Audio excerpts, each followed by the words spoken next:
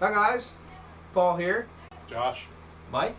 ManiacsMeat podcast, episode 51. 50 got kind of screwed up because of the COVID, the big stint we took without doing anything. And we need to get back to the original format of a Slasher Sunday, Trashy Tuesday, and the special, and that at the same time. His crotch just exploded. So Happens to the best of us. we're going to get back to our regular old scheduled programming here probably next month. And I'm revamping the dungeon since my dehumidifier broke too. So that's going to be a brand new, clean thing. There we go, watching it. I sound like such a faggot, don't I? I hate the sound of my voice. I just don't get it. But you look good, though. I mean, I look like Andrew WK apparently, so that's good. Whoever the fuck that is. He's right there. I get it, but I he just looks like David Grohl. I have no idea. I don't even know if that's his name. Some David Grohl in that. You wear yourself better. I look like me. Well, my mom says I'm gay, so I look like me. Mm-hmm. Oh. I'm sure my grand questioned my sexuality after I said about cuddling in your new bed with you. Ooh, and I loved it. Anyway, what are we here for? This is something we were going to do for our 50th, but because of things got screwed up and timing-wise and how we kind of jumped on our 50th pretty quick. Yeah. Now we're doing the John Russo special that we were going to do for our 50th, and we're doing it now. We're going to talk a little bit about John Russo films and see what these guys think about them too. We're going to rate the films, talk about the films. We've already talked about a few of them, but we're going to just re-review them, I guess, a little bit today, because some of these Michael hasn't seen, but now he has. There were a couple I had. Yes, okay. So let's start with the 1981 one. I've heard some conflicting issues. This is the 1968 VHS and DVD of Midnight, based off of his novel, Midnight. There we go. So what do you think about Midnight? Michael? Think about Midnight. Well, overall I enjoyed it. I like the feel to it a lot. It's got that great older horror movie vibe to it. I know I kind of said this to you. There's something about the beginning of it that gave me a really like Children of the Corn kind of vibe. I don't know what I think it was the kids at the beginning. I don't know, something about it just kind of took me in that direction with it. Overall, I mean, you know, I wasn't like in love with it. I didn't hate it though. Lawrence Tierney, John Amplis. I mean, I enjoyed it. I've seen young John Amplis. It's just crazy. But I've been Martin too. I thought the drowning scene in the bathtub, where he holds the girl under the running faucet, was a bit ridiculous. She got a nice little slippers on. Yeah. I thought that was a little silly, but overall it was fine. I mean, like I said, didn't love it, didn't hate it. I wish I could have brought all my Midnight stuff, because I have German press books signed by Russo. I have big, huge posters, Russo. But you know, we were doing this over here, so I just kind of grabbed a couple different things, and some of the stuff I want him to sign when I see him in November, hopefully. So. Back to you, Midnight. Remember Midnight? I love Midnight. I love Midnight. I might be a little biased just because it's filmed in PA. PA. That's. know, I mean, the PA pride. Little PA pride, but I mean everything, all this stuff. I mean, it's a good though movie. I mean, I love the atmosphere. The soundtrack alone is which I have it on vinyl. just amazing. Oh, that's the one I didn't bring. I didn't bring my signed Midnight vinyl. That is one thing I'd like to say about Russo in general, and it held true pretty much through all the movies. The soundtracks. I love the music choices in the Russo films. I'll get into that a little bit later. Now, does he compose music, or does he write it? Or? No, I think he has. This is the Fangoria episode. This is the Fangoria with Christina on the cover, and having Chud, Manimal, and Canine Carnage, but also John Russo's Midnight Cannibalistic on the cover there. So there we go. So this is definitely going to be one I'm going to have signed by him when I see him. So that's a really cool one from Fangoria. So I mean that's good. I like that. And of course, let's see, where is that? Chud, that's probably like somewhere in there. 86, 87. That'd be my guess. I mean, Chud was I think mid-80s. Yeah, I think it. Christine was I think mid to late 80s. Well, pop it Chud up. might have actually been a little bit later than that. Now I'm thinking about it. Really? It could have been. Well, I mean, Buzzard I'm really Chud just, was 89. I'm really just, ballparking. Yeah, I am too. That's just. You're just ballparking it? Yeah, I mean, you can just kind of You based all off of, have internets. like film quality That is and all that true. stuff. I refuse to look it up. I would rather just know it. Not today, Satan. This is Well, Ooh, Chud a came huge out poster. Too. in That's 84. 84, so I said 85. 89 was right about Chud too. 89, so. 89 is Chud too. So this is 1984 then? Which is weird. I You just look at the It's publisher. probably, well, What's it? and Christine probably was. What's it here? Mm-hmm. Yeah, where is it? Where's it actually at? Oh man, look at the old masks. I know, the masks are fucking killer. Old Fangories are just awesome. 1983. 1983, there we go. So there, Year I was born. kid. Bunch of amateurs. There But yeah, 1983 it says. you go, see? Oh wait, where's Oh, there it is. 1984, January 1984. Yeah. I thought it was 84. I feel like 83 is too old. 84 seems about right. It do seem a little, R.H. Martin, the editor. Yeah, R.H. Martin. Good old R.H. Martin. Good old but yeah, I R.H. think you did talking about being biased because of PA. Like I do agree with you. There is like you watch Midnight, you watch most of these films.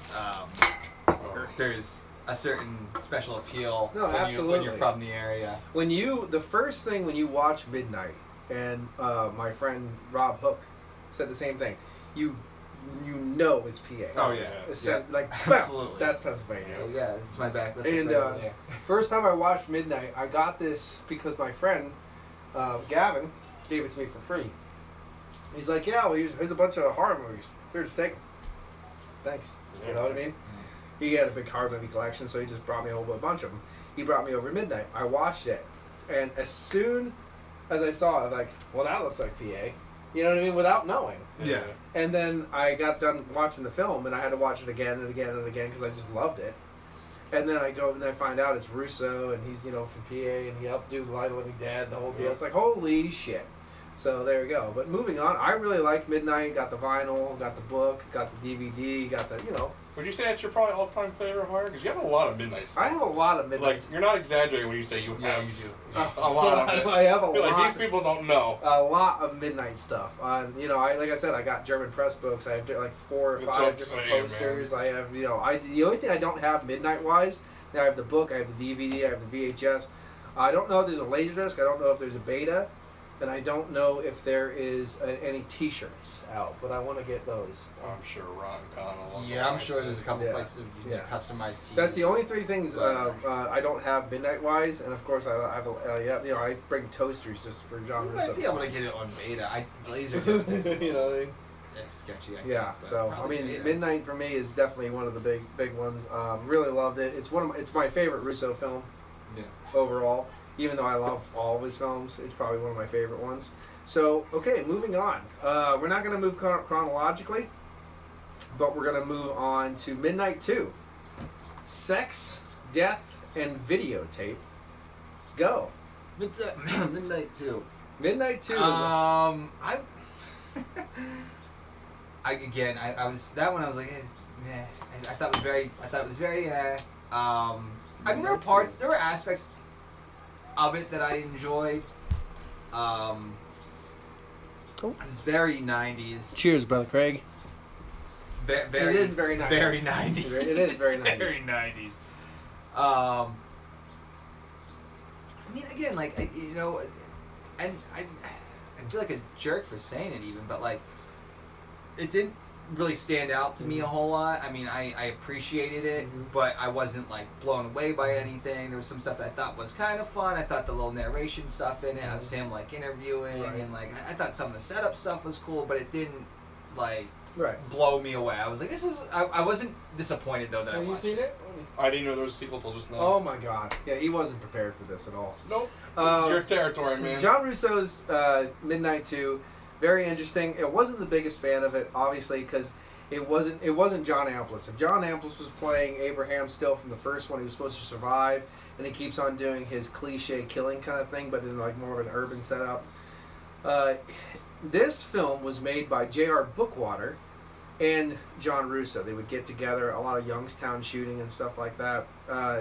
They made it for less than $10,000, which I thought was very impressive. Very impressive. Does show a little bit sometimes. Yeah, it does show a little bit sometimes. They used I can't remember his full name, but I believe like Michael Walsh was Abraham, and there's like 3 names to his name, something Walsh in that area. He did all the music, and he was in J.R. Bookwater's City of the Vampire, which is another low budget film but it's in that cult radius.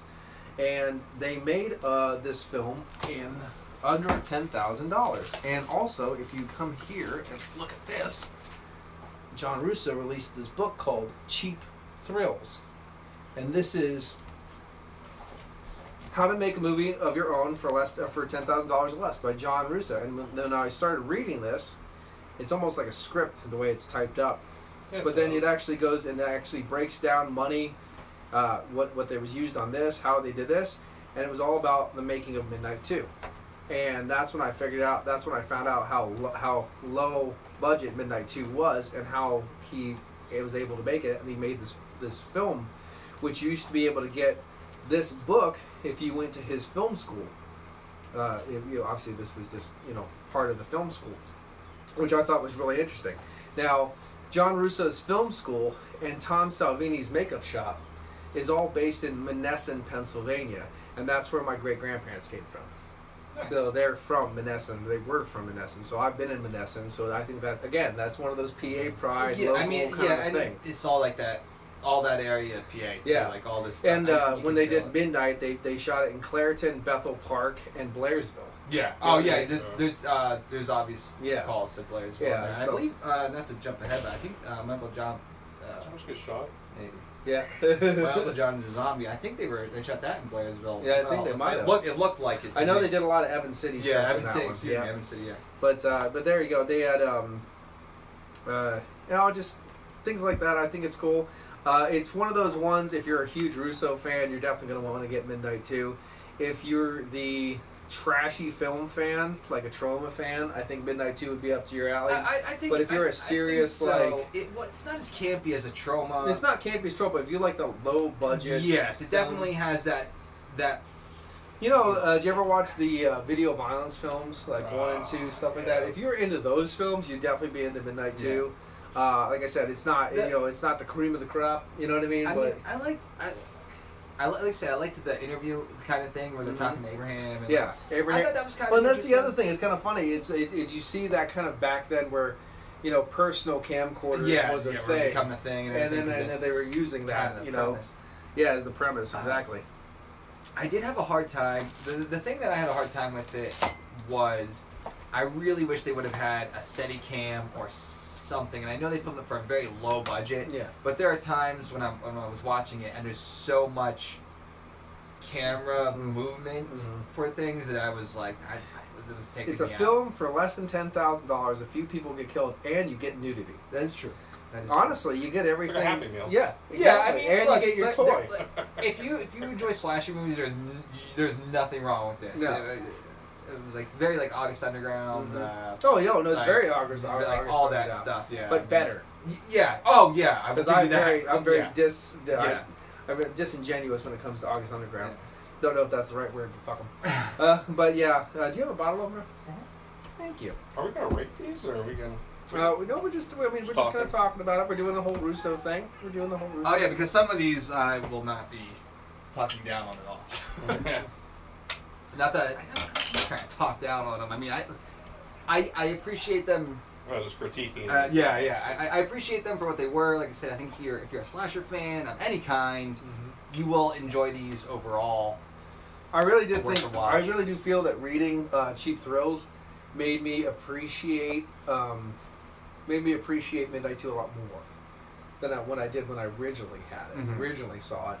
Reading that gave me that more of an appreciation. God, oh fuck, wow, they did something that a lot of people can't do, and that was back when they were still using film. Yeah, which I do appreciate that. I appreciate. So if you take out the camera and the film, you're literally looking at a film that was made for less than $5,000.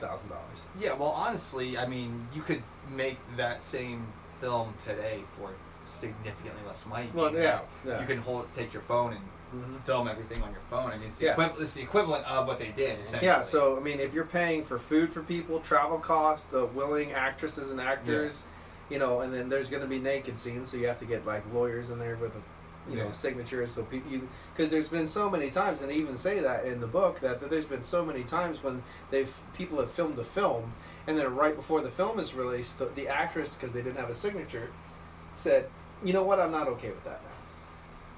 So now they have to either cut it all out or refilm it with a different, you know what I mean, and just puts the whole thing in the Yeah. works. That's everything back. So I mean, you have to be very cautious about that. So I think, you know, seeing it now in the light that it's actually been shown, and I think Midnight 2's interesting film. It's one of those ones. Like if you like Midnight, you're big into Russo, you're like into those low budget kind of films, definitely check it out. Yeah. Especially if you're like into J.R. Bookwater and you're already used to his old low budget films and stuff, or Jim Van Bieber films and stuff. I think you'd like that a lot. If you're the more mainstayer, probably stay away from it. Yeah. Even the mainstayers wouldn't even like Midnight. Yeah. I think a lot of the mainstays aren't gonna like a lot of these films. You know, and you know what? That's why I don't like them. I think a lot of people just like mainstream horror would not like it. I think if you like any kind of B horror movies, you will love, especially Midnight 2. I think you would really enjoy it. Let's go on to something that I know you watched, and I know you watched. We're gonna do the Majorettes now. Majorettes. The Majorettes. This is the Majorettes, based off the book, which I don't have. I didn't bring with me, but I have the book. Oh my god, I'm disappointed. I have the book. I'm sorry. I was cleaning today. I got the book for this, The Majorettes, written by John A. Russo as well. This is directed. This is, I think, Bill Heinzman's first directorial debut, because he directed it. Bill Heinzman, the late great Bill Heinzman. So, what do you guys think about this? Especially you, first time watch. Majorettes. First time watch. I enjoyed it. Very much 1986. very much a slasher film. I thought the quality was good, so if you're a person that's not into like super like low quality stuff, like this would be a little bit more up your alley, because I thought this was a little had higher production value. Thought the acting overall was a bit shaky. The one thing I did find interesting, I know I talked to you about this a little bit the other night, was especially towards the end. To me, it no longer felt like a slasher film. No, it was like I felt like this was an action adventure movie by the end of it. Think about all the meat they gave you to chew on. Well, yeah, and that's it. But yeah, you know, at the end, he's out there with the gun, just blowing stuff up. I was like, I'm not watching a slasher film anymore. Yeah. Well, I mean, it takes a lot of the red herrings, but then it gives the red herrings a reason to get killed as well, because those guys were pigs and stuff, the whole deal. I think it's amazing the stuff they did. Again, for a low budget, the first time I really got to see Kevin Kindle in action, which we will talk about him in another film. This was made in Coriopolis, Pennsylvania, in Moon Township, where my grandmother said they used to, back in the day when you got sick, you said you used to got the Coriopolis crud. So again, PA pride, the whole deal. It's like one of those things. And they filmed it at the Coriopolis High School too. So I mean, that's still there. Yeah. It has every. Bonnie Heinzman is in this film. I have this one signed by Heidi Heinzman, because she was the one getting dunked again and again and again in the water at the beginning by Russ Streiner. And I guess the production manager, like the whole guy that was doing all the filming, she got out of the water after being in there for getting drowned by Heinzman, or by Streiner for an hour in this cold river. You know what I mean? Cold, dirty river. And he walked up to her and put $100 bill in her hand. And I guess after that, because she was just a little kid, she called him Daddy Warbucks after that for a while, which was really funny. And Streiner obviously felt bad for having to drown the kid for about a half an hour. So I met Streiner, Heidi, and of course John Russo. So they all signed this. However, Bonnie Heinzman is in this too, because near the end, she's the one instructing the little girls how to be majorettes. So that's Bonnie actually doing that, and Heidi's one of the majorettes getting trained. I did enjoy that. It had every beat of a slasher movie that you were looking for, I thought. Yeah. I always like I like the fact that there's so many different levels of bastardism in this film. Where you got the pervy, you know, derpy, you know what I mean? And then you have the evil maid trying to take over. It had every cliche character that you could think of from Exactly, yeah. The only thing that my only biggest concern that I've ever had with the film when I was watching it is sometimes they just linger on things a little bit too much. Like there was one shot of the sheriff and they just linger on it for just a little bit too long. But other than that, I really like the film. It feels a little longer than it actually is. Agreed. You know what I mean? Like it draws out a little Agreed. bit, you know. But there's so many subplots to the actual plot, so I do think it gives you a lot of meat, and it does give you some breasts. Yes. Breasts, blood. Little white meat there. Oh yeah, exactly. You know, I like that. And the Rich Springfield poster, she's getting changed. If anybody took notes, Yeah. Rich Springfield. What? oh yeah. I was like, And they do give man, you date it. they do give you quite the action when Kevin Kinlan, when his girlfriend, he's Jeff, when Kevin Kinlan's girlfriend dies, and he knows that they did it or whatever. I mean, like after they get beat up and the other girl dies too. Yeah. That wasn't supposed to die. Because they, mommy says don't kill her right now. The whole deal, he goes back, gets an AR, daddy's AR out. Yeah, and totally, fucks them totally up. changed the feel of the movie. Yeah, I just think it's funny that the oh god, what's his name? I can't remember his name. It just reminded me of that kid from that '70s show was the bad guy. Oh, Fez. Fez. It looks like Fez from the He show. does look like Fez. From As the soon as you 70s said it, I knew exactly was what you were like, talking about. oh yeah, you're the bad guy, Yeah. huh? Yeah. Okay, cool. I never thought about that. Also, if you notice that the one biker guy, the taller one, he's also the farmer in Flesh Eaters.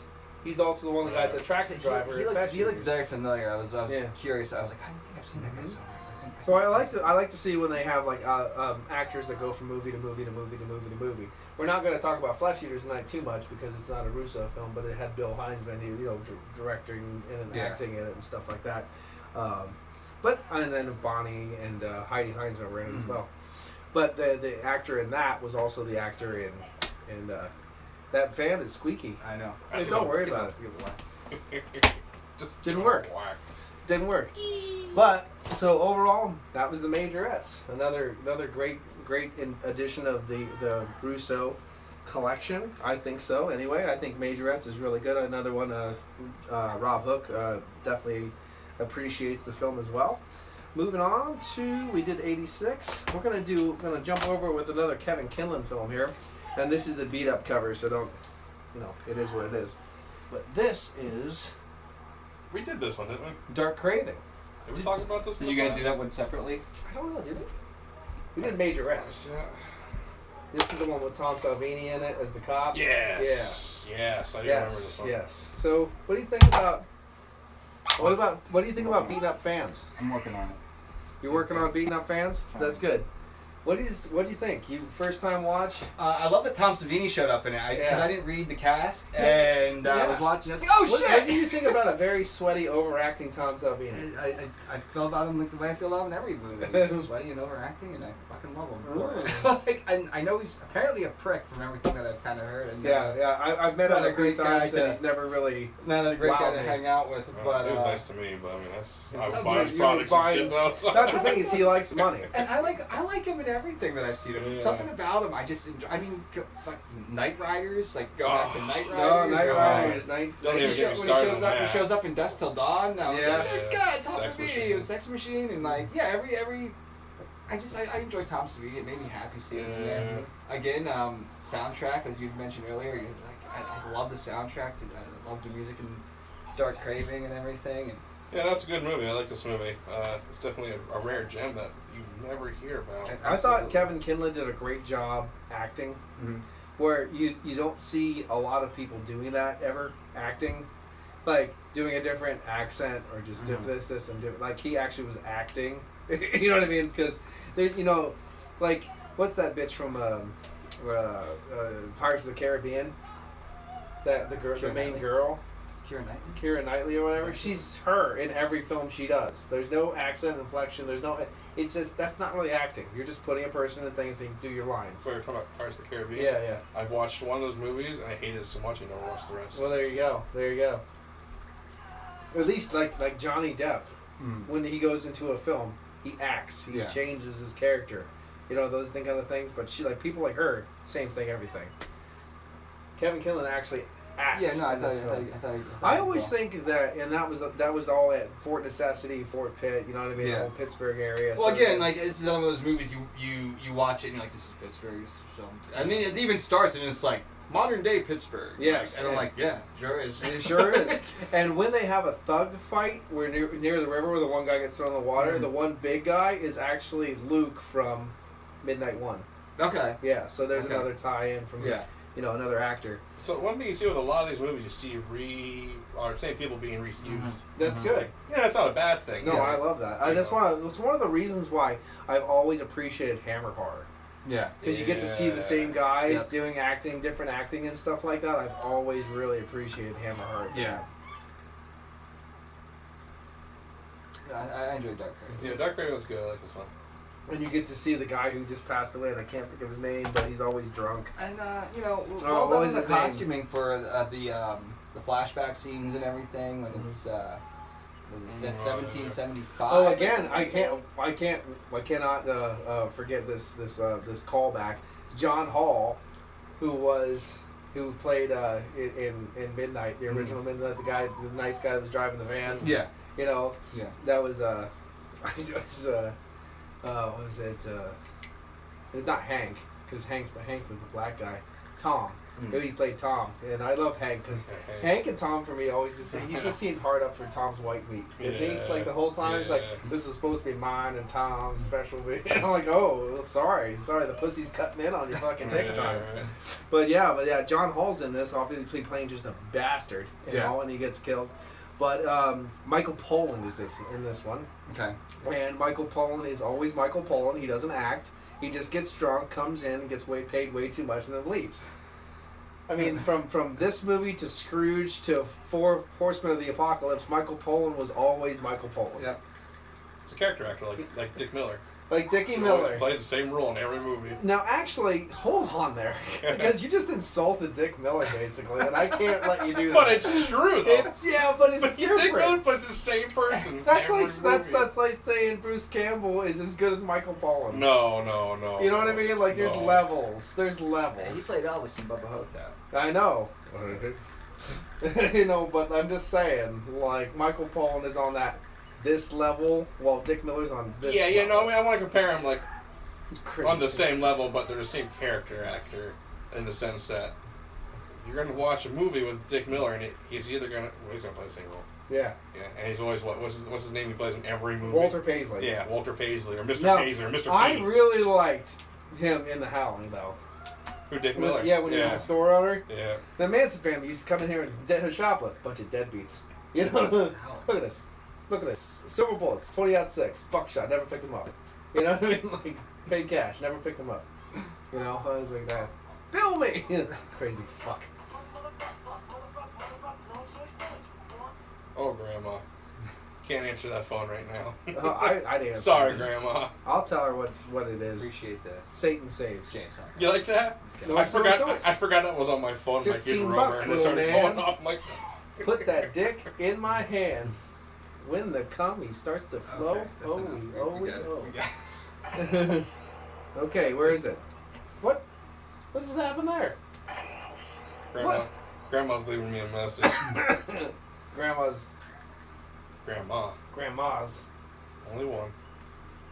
Other one's in the ground. So have two. And the other one I don't talk to. So you have 6. Okay, that's the math. Gotta love divorced parents. So basically, I don't know if they have ever mentioned this. Kevin Kinlan was a doctor back in the colonial days, and because his brother basically wanted his. There was jealousy involved going on, and basically they basically said he was a vampire, and a witch and a vampire. Witchcraft. So yeah, witchcraft. So they basically they hung him, they put him in the grave with a spike through his, cross through his thing, the whole deal, Garlic. the chain, the garlic, the whole, and all the folklore, all the bullshit actually turned him into a vampire. Yeah. And then he woke up after he got bulldozed into modern day Pittsburgh. And then he has venomous blood. He tried to suck a girl's bloody cut to make it better, before he treated her, and ended up killing her. And that's when it gets Tom Salvini involved, because he was a cop, and he had a daughter, and he likes to overact when he talks about, that got sodomized and murdered and the whole deal, the whole, you know, what you do to your daughters. And it's, unfortunately, he gets, you know, he's the good guy and he's killing the bad guys. I mean, he's doing basically what everybody wishes they could do. They could just get away with killing all the bad guys. It was a unique take on a vampire story. It was. It really, and to this day, I still consider it as a breath of fresh air to the vampire story. I would agree with that.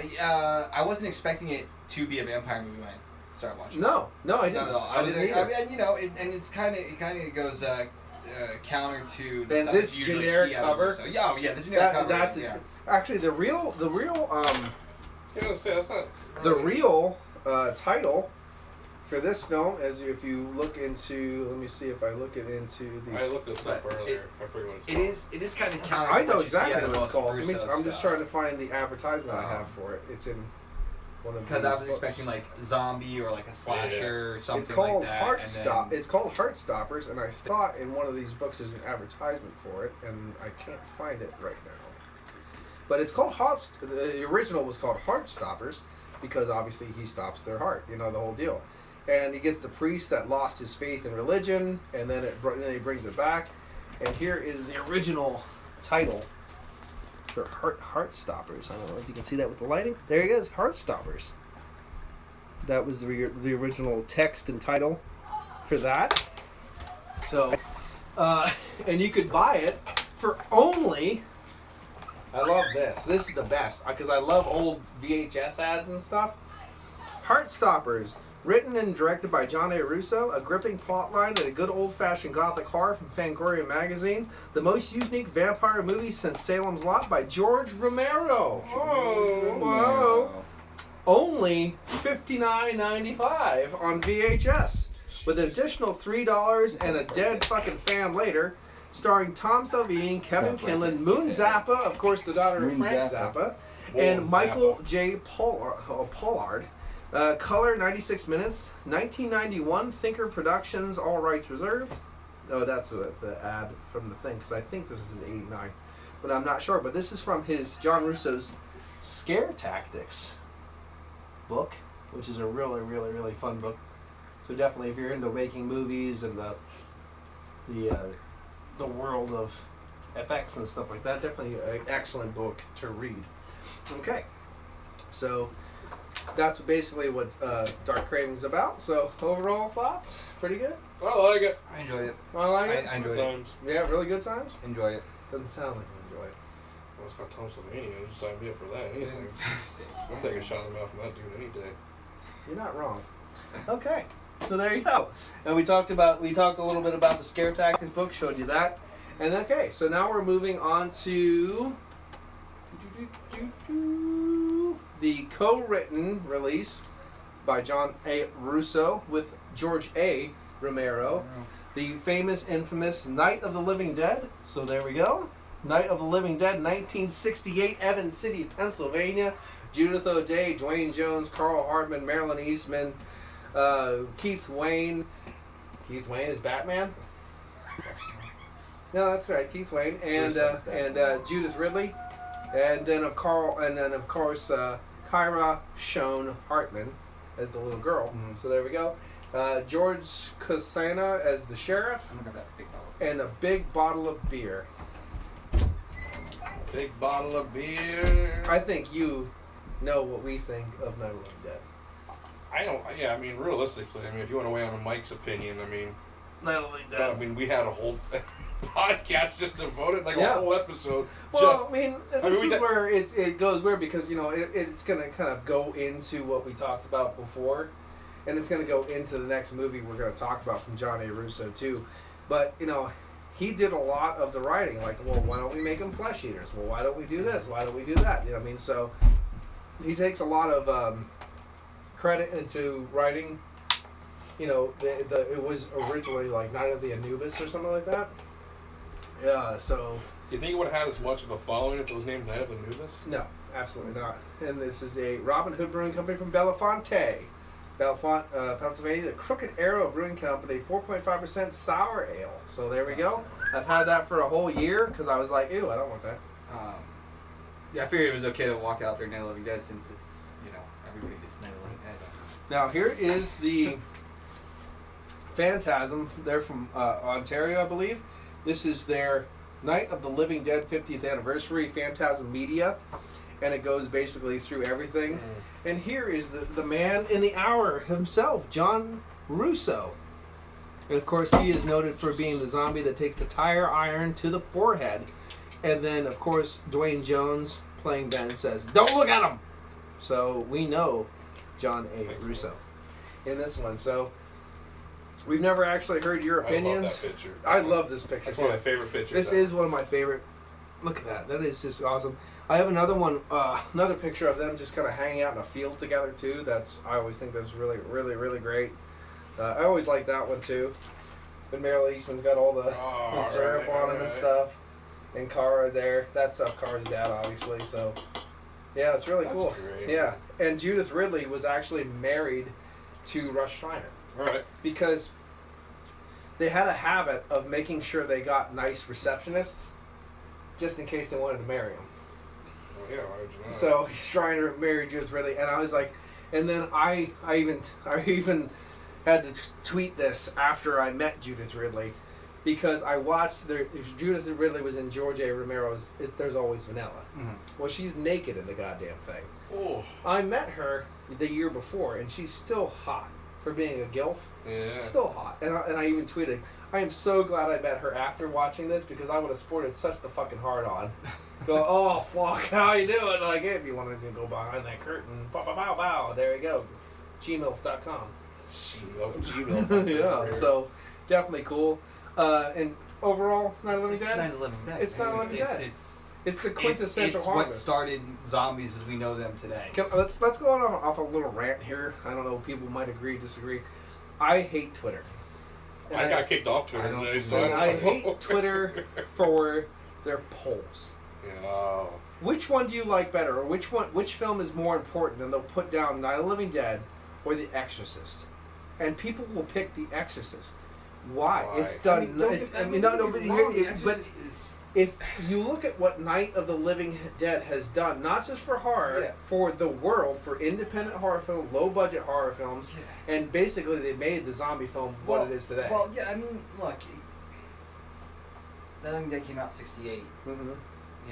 It's 2020, and we're still seeing echoes of it in. We will always see echoes horror. of it. You will always see. I mean, before Night of the Living Dead, zombies were thought of like the zombies in Serpent and the Rainbow. Oh yeah, it was the Haitian voodoo. Yeah, and because of Romero and because of that film, you were able to get all of the subsequent zombie things that came from it. Walking Dead, like how popular Walking Dead became. Yeah. I didn't do the TV show. I mean, I started with the comics, and I did enjoy the comics quite a bit. Right. It was cool seeing a horror comic about zombies and stuff, but all of it, thanks to that movie right there, and thanks to their vision. Not even looking at that aspect, look at independent filmmaking. Oh yeah, yeah. Nothing with The Exorcist promoted independent filmmaking. No, I mean, and the horror genre as a whole is thriving on independent filmmaking. I agree, and I guess the reason why I think people might say The Exorcist today versus Night is look at the direction that mainstream horror has gone, in that you have all of those like possession movies, paranormal activity, like all those, but everything went more Exorcist way mainstream right now. Yeah. So you have a generation of people that have grown up in line with those kind of horror films. We have a generation of idiots that don't understand what their foundation came from. Yeah, and they're probably looking at it like, oh, these movies are probably influenced by The Exorcist, so clearly The Exorcist is a bigger influence, when it's like you're ignoring the past. Well, I can't pick Night of the Living Dead because it's black and white and boring. Watch the remake then. And the remake sucks. I fuck Dyke Barbara. Fuck you, Lee. I don't care about that pixel, red-headed, haircutted bitch. I would have shoved a fucking fork up her ass. Tom even hates it. And he made it. God, Jesus. Because he's even like, when he made that movie, they said when he went to editing, they made him take out parts, add parts. Yeah. Like, By the end of it, wasn't even his film. He's like, I didn't don't even mind the makeup and the things like that. And that strong feminist bullshit role. And the strong feminist bullshit role is bullshit. And the dyke barber haircut is bullshit. And because Judith O'Dea is like one of my first fucking Hollywood crushes. You know what I mean? And then like, what did you do to Judith? Like, you ruined her. But the other thing is, if you're gonna make a Night of the Living Dead remake, make it in Evans City. Yeah. If you're going to make a film based in Centerville, Pennsylvania, do it in Centerville, Pennsylvania. I mean, you can. It's not like it's probably very hard to do. No, but for some reason, Dead Don't Die, they just made a Hollywood film and just said it was. But whatever, fuck it. Let's not make any fucking local people money because you're a dick. Oh, what a shitty film that was. I would like to get The into Dead that Don't and, Act. rip the Yeah. fucking No, apart we at already some did. point. You missed it, asshole. The Dead Don't Act. That movie, So bad. so bad. I think Adam Driver was the only That's what I said. plus of that whole movie. Yeah. The fact that his car sounded like a TIE fighter And and his ringtone was Star Wars. Look, I don't like Thai Adam food. Driver in I don't know what you're talking about. That's not your. I know that's not. You're in a different field there, but I appreciate seeing Tom Waits in it too. Adam Driver Yeah. looks like someone drew Keanu Reeves from memory. That was great. It's just one of those things. So I got some more ones over here. We're talking about Night of the Living Dead. Of course, the quintessential horror film. 10 out of 10. You cannot underrate this film. Again, that's right up there with me as far as like, if you like horror movies, you have to watch Night of the Living Dead. You have to watch it, and you have to respect it. Here's my problem. Here's my problem. How many people have you ever heard say, Night of the Living Dead, George Romero's amazing? Everybody. Yeah. Who says horror fan, Night of the Living Dead, Johnny Russo's amazing? That is the number one tragedy of this film, that Johnny Russo doesn't get the credit he deserves. He doesn't get any. He gets zero. He gets And credited by as the a zombie, way, that's it. I would like to mention this: Johnny Russo is the zombie that gets lit on fire in the film too, because he had his military uniform. So he put his military uniform back on. They put a bunch of fucking liquid on him and lit him on fire. He just got back from the war too. Yeah. He literally came right off and just went right to that. And he put his uniform on, got lit on fire. So there you go. Yeah, he gets zero credit for it. Yeah. Yeah, and another one, a film school in a book, Making Movies by John A. Russo, author of Scare Tactics. So please do if you're I don't want to shit on Romero, but I kind of feel like Romero kind of kept shoving him in the back seat. He absolutely did. And I like Romero and love his workings and everything, but I mean, like, I kind of feel like every time Russo had his chance to shine a little bit, they just stuff him in the back. They did, yeah, absolutely. And again, if you want to learn about filmmaking and a lot of stuff that would be good, Making Movies by John A. Russo. Haven't had this signed yet, but I will definitely be doing that. And I do have Night of the Living Dead, the original script, at the house somewhere that I did buy from Russo. I think it might be signed already, and if it's not, we're going to do that. So there we go. That's another one right there in the books. Oh, yeah. So, overall, we all agree Night of the Living Dead is Night of the Living Dead. boss. Yeah. It's just boss. It is kind of funny, though. Night of the Living Dead is one of my favorite films, but Midnight is my favorite John Russo film. It is. It's just what it is. But if you had to really pinpoint, Night of the Living Dead is just the boss. But, it's one of those kind of deals. Top 3. Now, what we have right now, we get another one. Let me just throw this in here before we another cool one. Daycare. Another cool John Russo novel. If you're into reading some nice horror novels, definitely check it out. He also does another one called Voodoo Dawn. That's really cool. They made they took it, butchered it, and made a movie out of it that sucks. So don't even try the movie. Just read the book. Definitely read the book. Okay, we're going to 86 right now with a film I think a lot of people know. And we're going to a reunion of that film, which I'm very excited in November. Yes. Very excited about. The Return of the Living Dead. So, tell me about this film. This is actually one of my favorites. It is. I fucking love I it. got Tarman tattooed on me. That a boy. I absolutely love Return of the Living Dead. Oh, I'm sorry. This is the Russo film that I was familiar with. And it's funny because I have talked to, and I talked to Paul about this, and if you're a Return fan, maybe you can back me up on this. I've talked to people that enjoy zombie movies that do not like Return. Well, everyone, it's very controversial. Yeah. As far as it zombie is. films. And I talked to a lot of people about that too. A lot of people I talk to don't like the fact that it's Heartstoppers. got a lot of dark comedy. Hi, Vanessa. You know, it's almost a comedy. Oh yeah. And there's But another they think one. it's just too cheesy. Yeah. I have bottle. I mean, I love it. I mean, I don't know. Here's the original cover of I Heartstoppers. hold this one really close second for me for night even. Like, Yeah, I agree. This was and actually this is one of the films, one of the zombie films that got me. This is one of the films that got me into horror, actually. Oh, yeah. Got me solidly into horror. Like really. I remember watching it as a little kid. The cover alone. The cover is good. Right. Actually, I was kind of pissed because I actually ordered a return shirt with the logo on it and everything, and I haven't gotten it yet. I was hoping to have it for tonight. I have that shirt I should have wore today. I didn't even think about that. You're stupid. It says party time. Instead of Return of the Living Dead, it has a spray paint party Nice. This film for me is just I love it. Yeah, across the board. Front to back. Really, I mean, and I think it's the first time I can remember fast moving zombies. First time I can remember talking intelligent zombies. It's definitely it's spawned the brains, brain eating zombies, talking zombies. They always had this talk where they're saying, okay, zombies aren't really, they don't know how to use tools and stuff. They don't know how to use this, but you know, Bill Heinzman used the rock to smash a thing. Yeah. These guys are using these guys are using fucking walkie-talkies and shit to get more fucking brains. Which makes sense because you think about what your job was. I mean, because you're just what do you say? Remember in Dawn of the Dead? That's all they knew was just repressed they memories. just do what they remember. So of course you would know how to use a walkie-talkie. They touched on that in Land of the Dead. Yeah. Too. They mentioned that again. Yeah, Big Boss or whatever his name was. Yeah. Big Daddy. Big Daddy.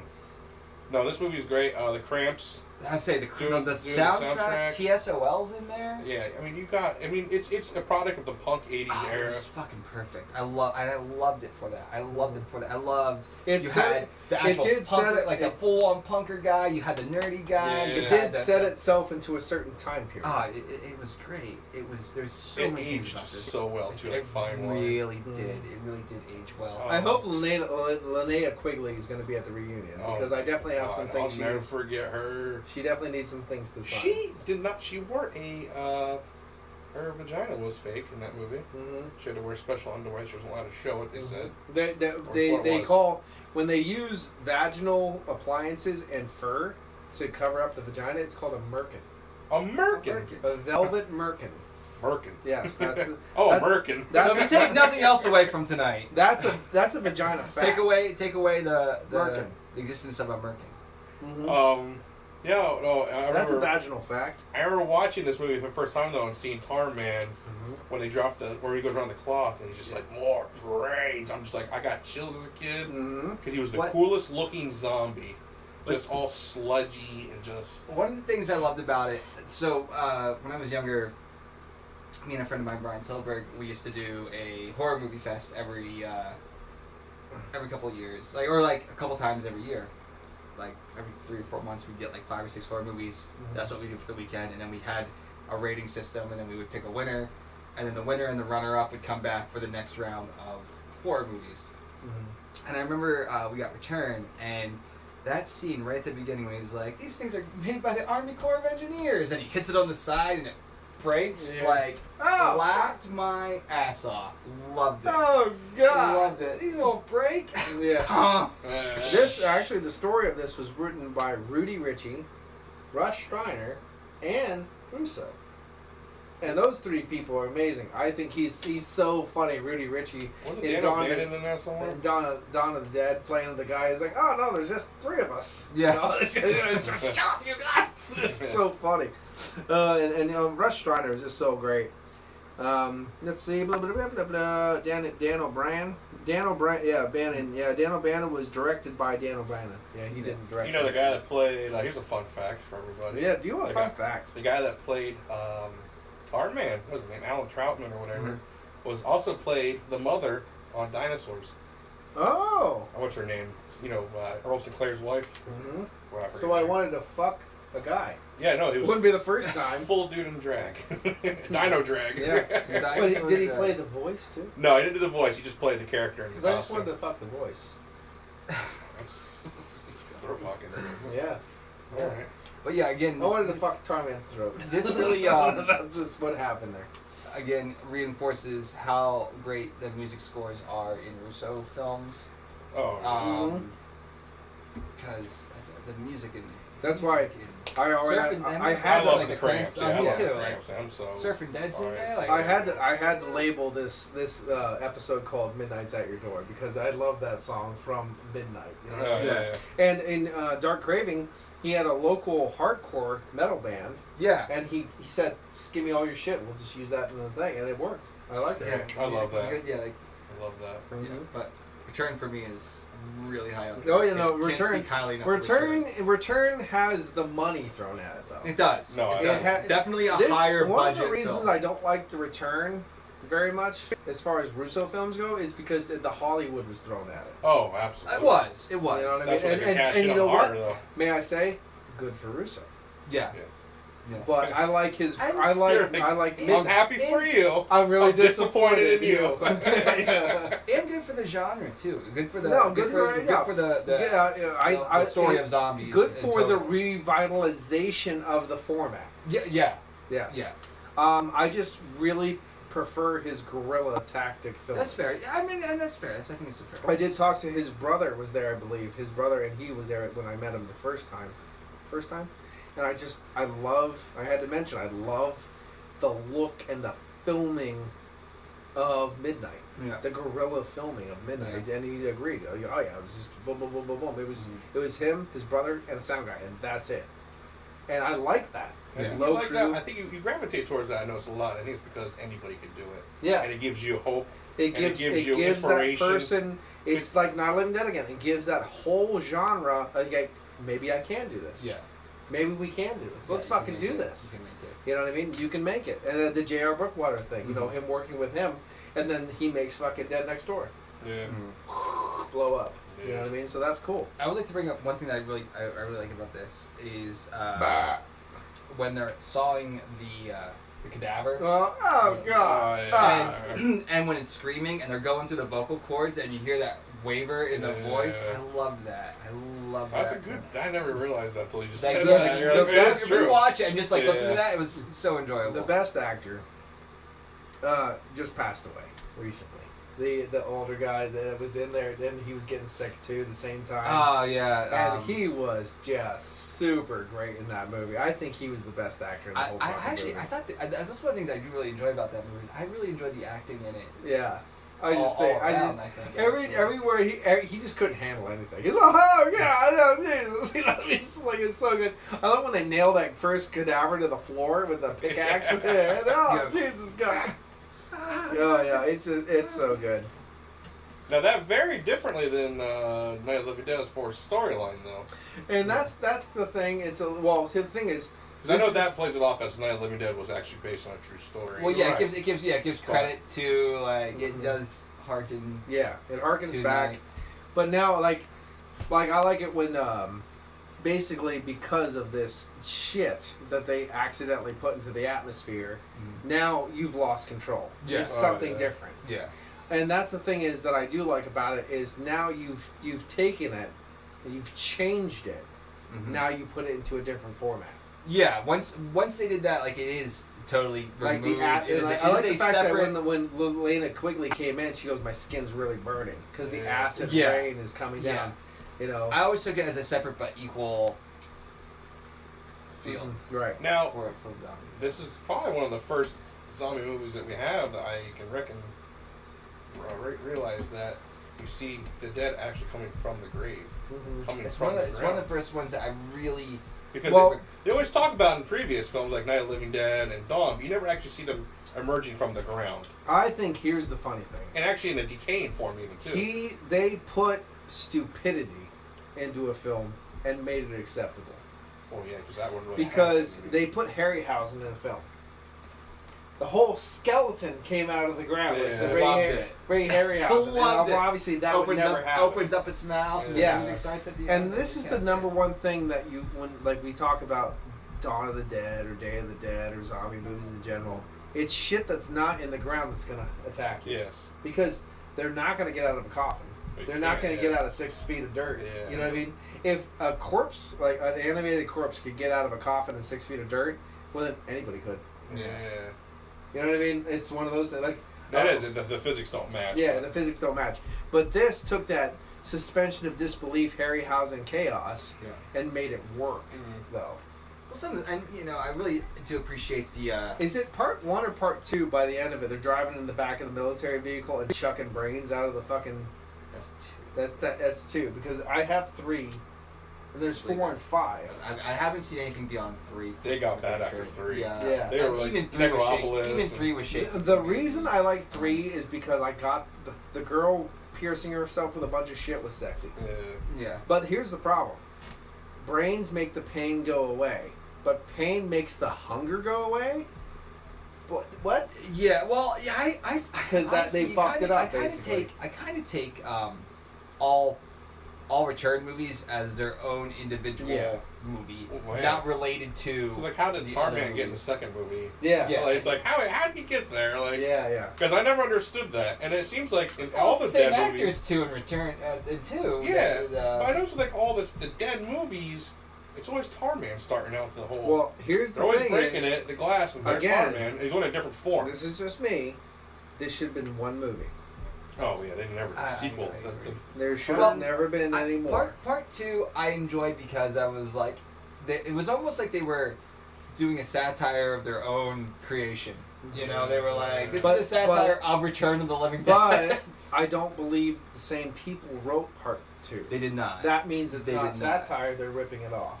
They did not. If the same people wrote it, then it's satire. But I mean to hold it in the same title, to use to say to Well, because they even say this in the second movie, like when they're starting to form when they're in the mausoleum. Yeah. He's like, I feel like we've been down this road. Yeah, before. exactly. Because they're like saying like, oh, we've seen this. No, I like it's a joke of itself. I always like when in Evil Dead 2, he goes, "Is it okay to come?" Yeah, I guess so.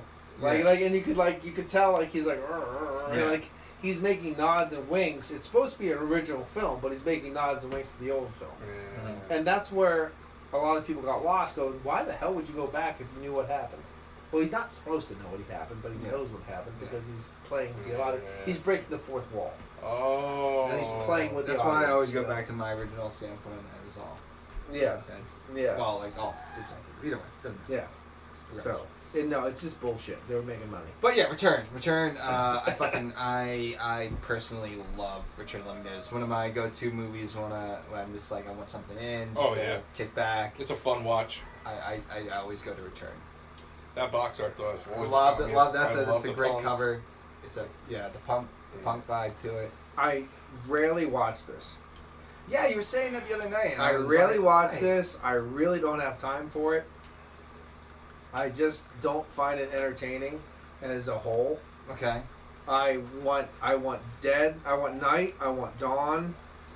I barely watch Day because I hate Day. Day's not. Realistically, Day's not anywhere compared to Dawn or Night. No, absolutely not. It's not. I want to put it in rubbish. And no, not rubbish.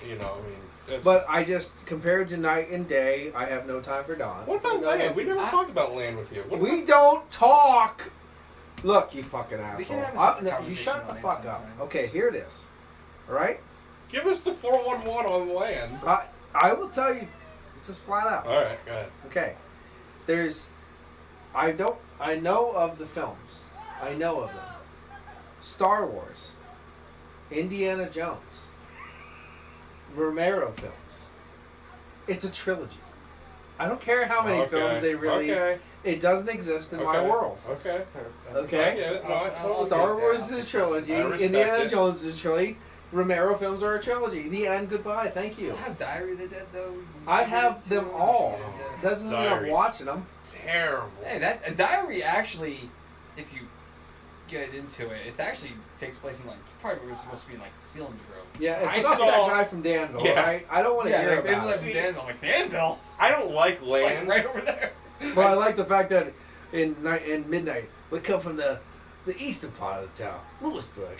Yeah. Like Yeah. I know Lewisburg. You were Yeah. from there. Yeah, Fuck I you. never watched And that. I love the fact that I grew up when right she there. got picked up, I said, "That's not Lewisburg. If you're gonna put a place where a pitch is gonna get picked up, Yeah. be in the place because she wasn't in Lewisburg, which means she was in Blairsville." Take the drive, man. yeah, I was 2.5 gonna say, hours. come on, you got Route 80. Film that Yeah. one scene there. Yeah.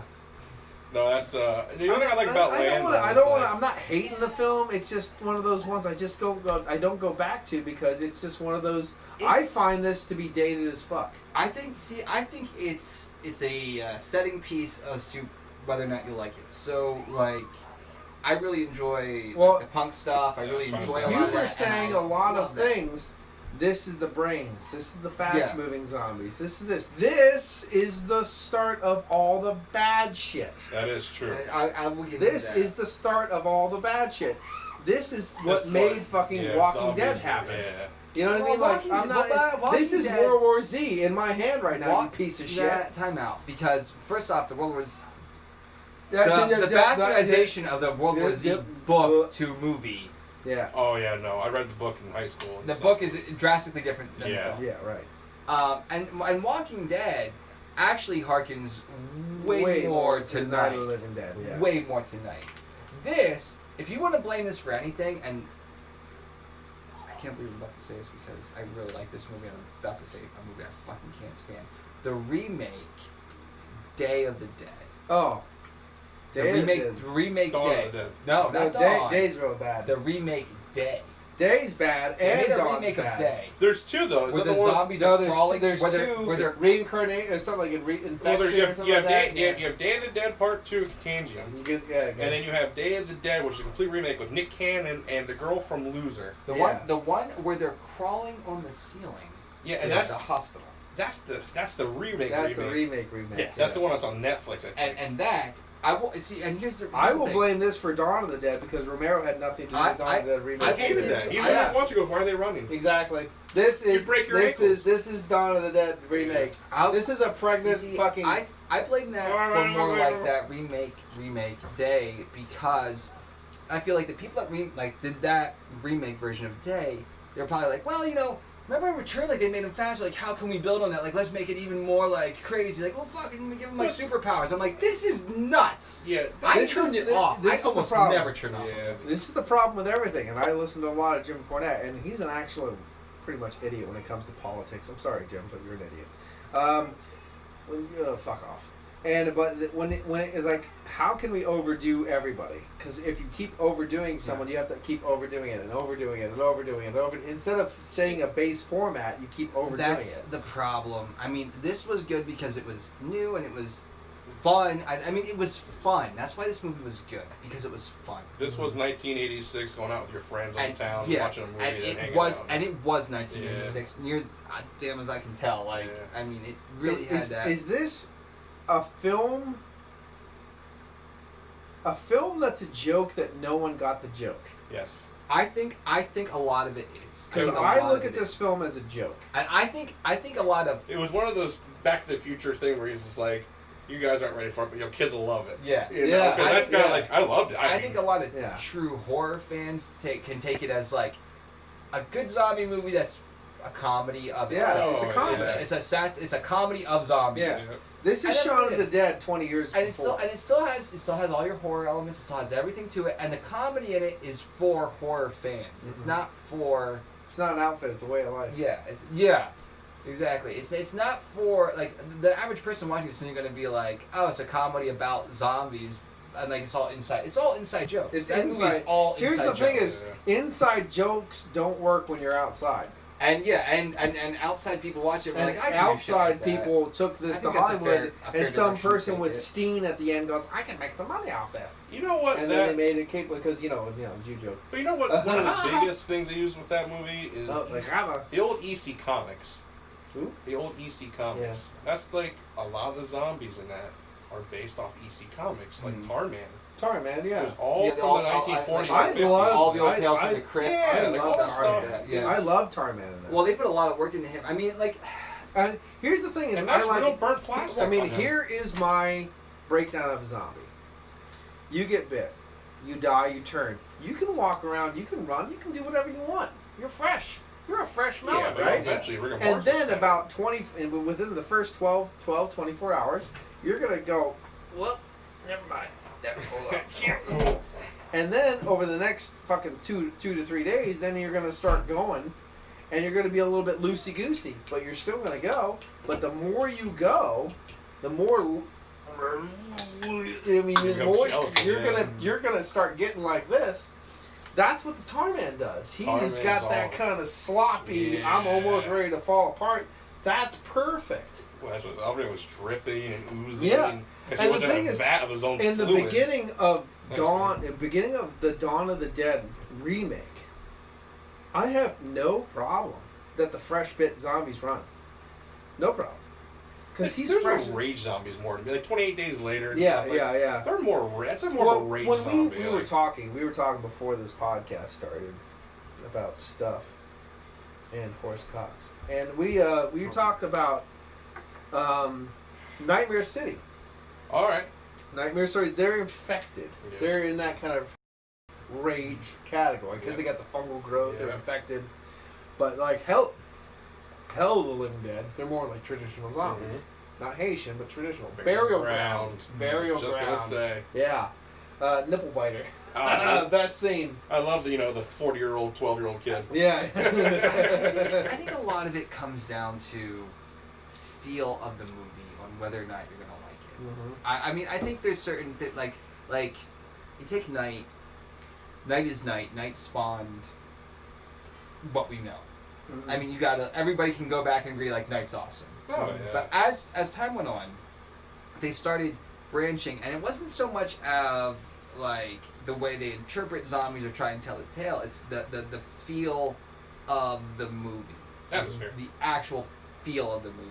Mhm. And I think you start finding people that gravitate towards like you go a lot towards like the midnight and stuff because of the way it feels. Yeah. Like you The enjoy the raw movie, you feel enjoy of the the movie, movie. but it's the feel of the movie that really sucks you in.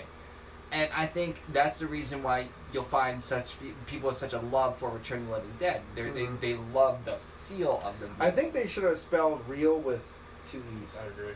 You know? I agree. Right here it says from Washington Post, a real scream for chiller fans. And I think it says something without saying something. If you're a chiller, like that old cinema, cheap horror film fan, you're going to get it. Yeah. And you're going to enjoy it. Yeah. And if you're not, you're going to either enjoy it but not get it, Yeah. or hate both. Yeah. I agree. And I think, like we were saying about, I think some people really, like there's it's a little controversial as far as like horror fans go and their take of Return. I think that's what a lot of it comes down to. They're like, that's not, they get it, but it's like, it's not what zombies are. Like, they fuck this up. Yeah. They get really passionate about it. Almost Yeah, like, and I get that, and I accept that, and I do love that. Yeah. But for me, so much of that movie's just a feel. It's more of a nostalgic thing for me. I mean, I was a little kid. I mean, we all grew up watching Night of the Living Dead. It was on every Halloween. Yeah. But, as you got older, you started seeing, like, You wanted the Return. next step. Yeah, every Halloween Return would be on, like, Monster Vision and shit. You'd be like, Yeah. it was all atmosphere for me. Yeah, It so was it's all like, do I want to see a black and white butt, or do you want to see Linnea Quigley dance on the gravestone? who doesn't want to see? Yeah, I mean, Yeah. realistically, with her, what's the word for her fake vagina? Merkin. Well, I'd love to see her Merkin all day. Yeah. So I love American overall, Merkin. like American between Merkin. Dawn or between let's say between Night, Dawn, Day, Return. Where do you rate these films? All 10s, or what do you do? Oof. Let's go. The 3 original, Romero and Return. Where do you put them? Well, all right, like. Jesus Christ, that's a hard question. I know, right? It's like, what child is your favorite? Yeah, well, I mean, it was Night- easy for my mom. look, Me. with Night of the Living Dead, Night of the Living Dead is sacred. It's sacred. That's what you introduce your kids to. Yeah, My kids you don't- watched it. They loved it. Yeah, like, you have to take night and set it aside. I think in that question, Aspect. night goes over here. Like you don't even get to include night with that. Night because without night you get none of that. It's true. It is true. Night is its like it's hollow ground. Whoops. Without night, you got nothing. yeah. Night is night. So it's 10, whatever. It's Here's a it's sour. a classic. It's amazing. Now, see, this is where I think this is where you come into the problems because I love Return because of the feel of it. I like it. I find it very difficult to compare Return to Here's a The question. Dawn or Here's a Day. question. Day or Return? Compare those. I would take Return over Day. I don't like Day. It's too negative. This one has that kind of lighter side, a little jokey, a little this, a little that. Day is just, I don't like any of you people, and I want you all to die immediately. What year was Day? Day was 1986. What are we talking Two. about? Day. Day. It I was Day. just talking to Justin. He said he think can't be here. He's I blind. think Day was I would be 1986 very, I as would well. be very interested. Day is definitely 1986. Okay. And Return was what? 80? 19. Wait. Oh, It was Return. let's backpedal for a minute. Dawn of the Dead was 19. Day of the Dead. We're talking Day right now. Okay, Day is definitely 1986. Did they come out the same year? No, 1984. 84. 84, Okay. and Day was 86. Now here's my question: do you think Well, Day? let me just say right now, Day seems older than Return, which is young. 85 I think so too. I think so too. 85 is Day. Day. 85 is Day. 84 is Return. Yeah. Now, I agree with you. I think Day feels older. Much older. Much older. Significantly older. Like, Yeah. like late 70s. Yeah. 78. Than Return. Now here's my question: do you think Day took from Return with Bob? Ooh, shots fired. Shots fired. That's a game changer, man. With the ability to remember, the ability to use Remembers things, your tools, does these Yeah. things, all this stuff starts coming back. Do you think? music. Do you think there was some kind of influence with the? I would imagine, and I don't know because I don't know enough of the history of Return Yeah. to get into it. But I would imagine there was enough of a cult following from Return that they were like, We have to put. let's start. And- Let's see about I think building. that the might be one of the franchise. reasons why they used John Harrison to give it more of an '80s feel with the music instead That's- of That's been a thing that I've been meaning to discuss with people for a little while, and I haven't really gotten a That chance is to, like to bring it up. the fact that you even brought. I never even because I always thought that. I would have never even. You know what? Because of the fact that the film seems newer than Day, which it's not, Correct. I always thought it came out later than Day, and it didn't. Yeah. That was just a mental thing, though. Really, 'cause we Yeah. always thought that just was like It's just that. a thing. If you look at Day, why wasn't it? I think it's so because of the much colors. To me, Day. Because it was all those old It was like the pastels. It was 70s. it was the grainy. film quality. Yeah. It's the Film film quality. Look at Return. It's colorful. It's bright. Oh no, there's it's a lot bright. going It's on. vibrant. Well, the it's new just a thing. higher It's quality like, film. It's like They had a high- fucking they- Killer they- Clowns. Oh, yeah, they clearly had- had better cameras and things. Yeah, like yeah, that. And absolutely. the Hollywood got I mean, thrown out. even the But other, they the made other Day Russo for stuff from the 4.2 90s. million. Like you look at Carnage. The what? Oh, God, the one that where the vampire one. Dark Dark Raven. Raven. Dark Raven. Heartstoppers. He was a Dark. Dark Carnage. You look at that. That was made. You said 90. No, 89. 89? Yeah. That looks like it was made significantly earlier. Earlier, yeah. And I chalk that up to a lot of just film quality. Right. No And- way I'm running here. Oh, go ahead. Say your thing. And like for me, Dawn and Day, like I felt like they were taking Well, place at almost the same time. One thing that pissed me off about Day of the Dead, I wanted it made in '88. Because you did the film in '68, you did the film in '78. I wanted the film in '88, and they get it in like '84, '85, and I was like, no, Yeah. wait. Yeah, they were not- And if they would have waited, they would have got more money. They would have had better equipment. Yeah. They would have had better this. I So, think the film in general would have To been. go back to what you're saying about the bub thing, Yeah. I looked it up. Return was August '85.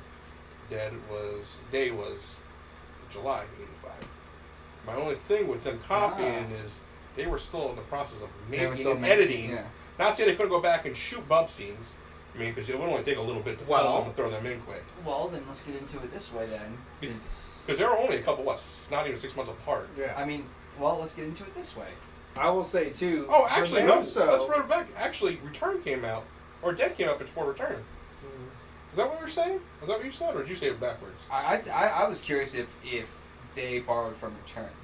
No, because it was Return borrowed from Day. Because but Return here's my came question. out. Here's But I will say flat out, Russo has always been a better writer than Romero. Yeah.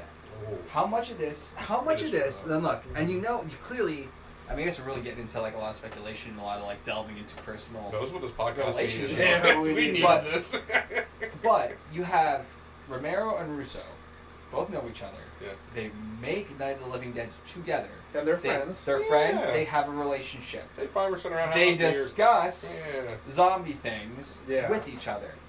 How much do you think they're having this discussion? And maybe it was Romero, maybe it was Russo, maybe one of them was like, "I'm having this idea about like, what if we just like make the zombies smarter, make them faster, start doing some stuff, blah blah blah blah blah blah blah." Like I don't know, and they're conflicted with how they want to do it. They split.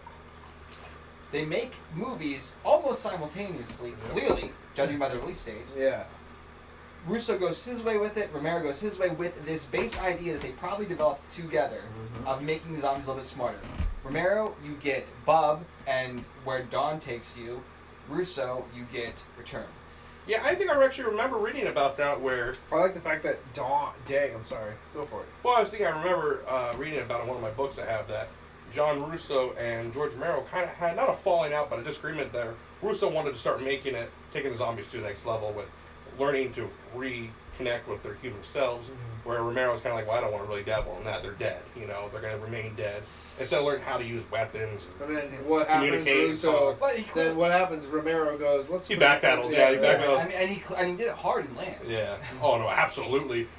He totally jumped on that bandwagon with Big Daddy, learning how to shoot. Big Daddy was showing them how to use guns, which I kind of think is odd because how do you just like, oh no, we've been walking around for the last couple days here, grab this gun and squeeze this trigger. Well, and the fact that, and like the more abstract thought of being able to distract them from staring at these skyfalls.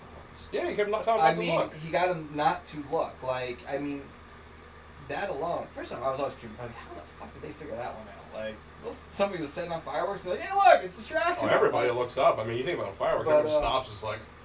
I suppose if they're harking back to, like, they're connecting to old memories, fireworks, people always look at fireworks, you know. That movie was originally. But still, like, I think I'm really curious what kind of play those had on each other and why you see the development even closer now than I realized of Bub and Return.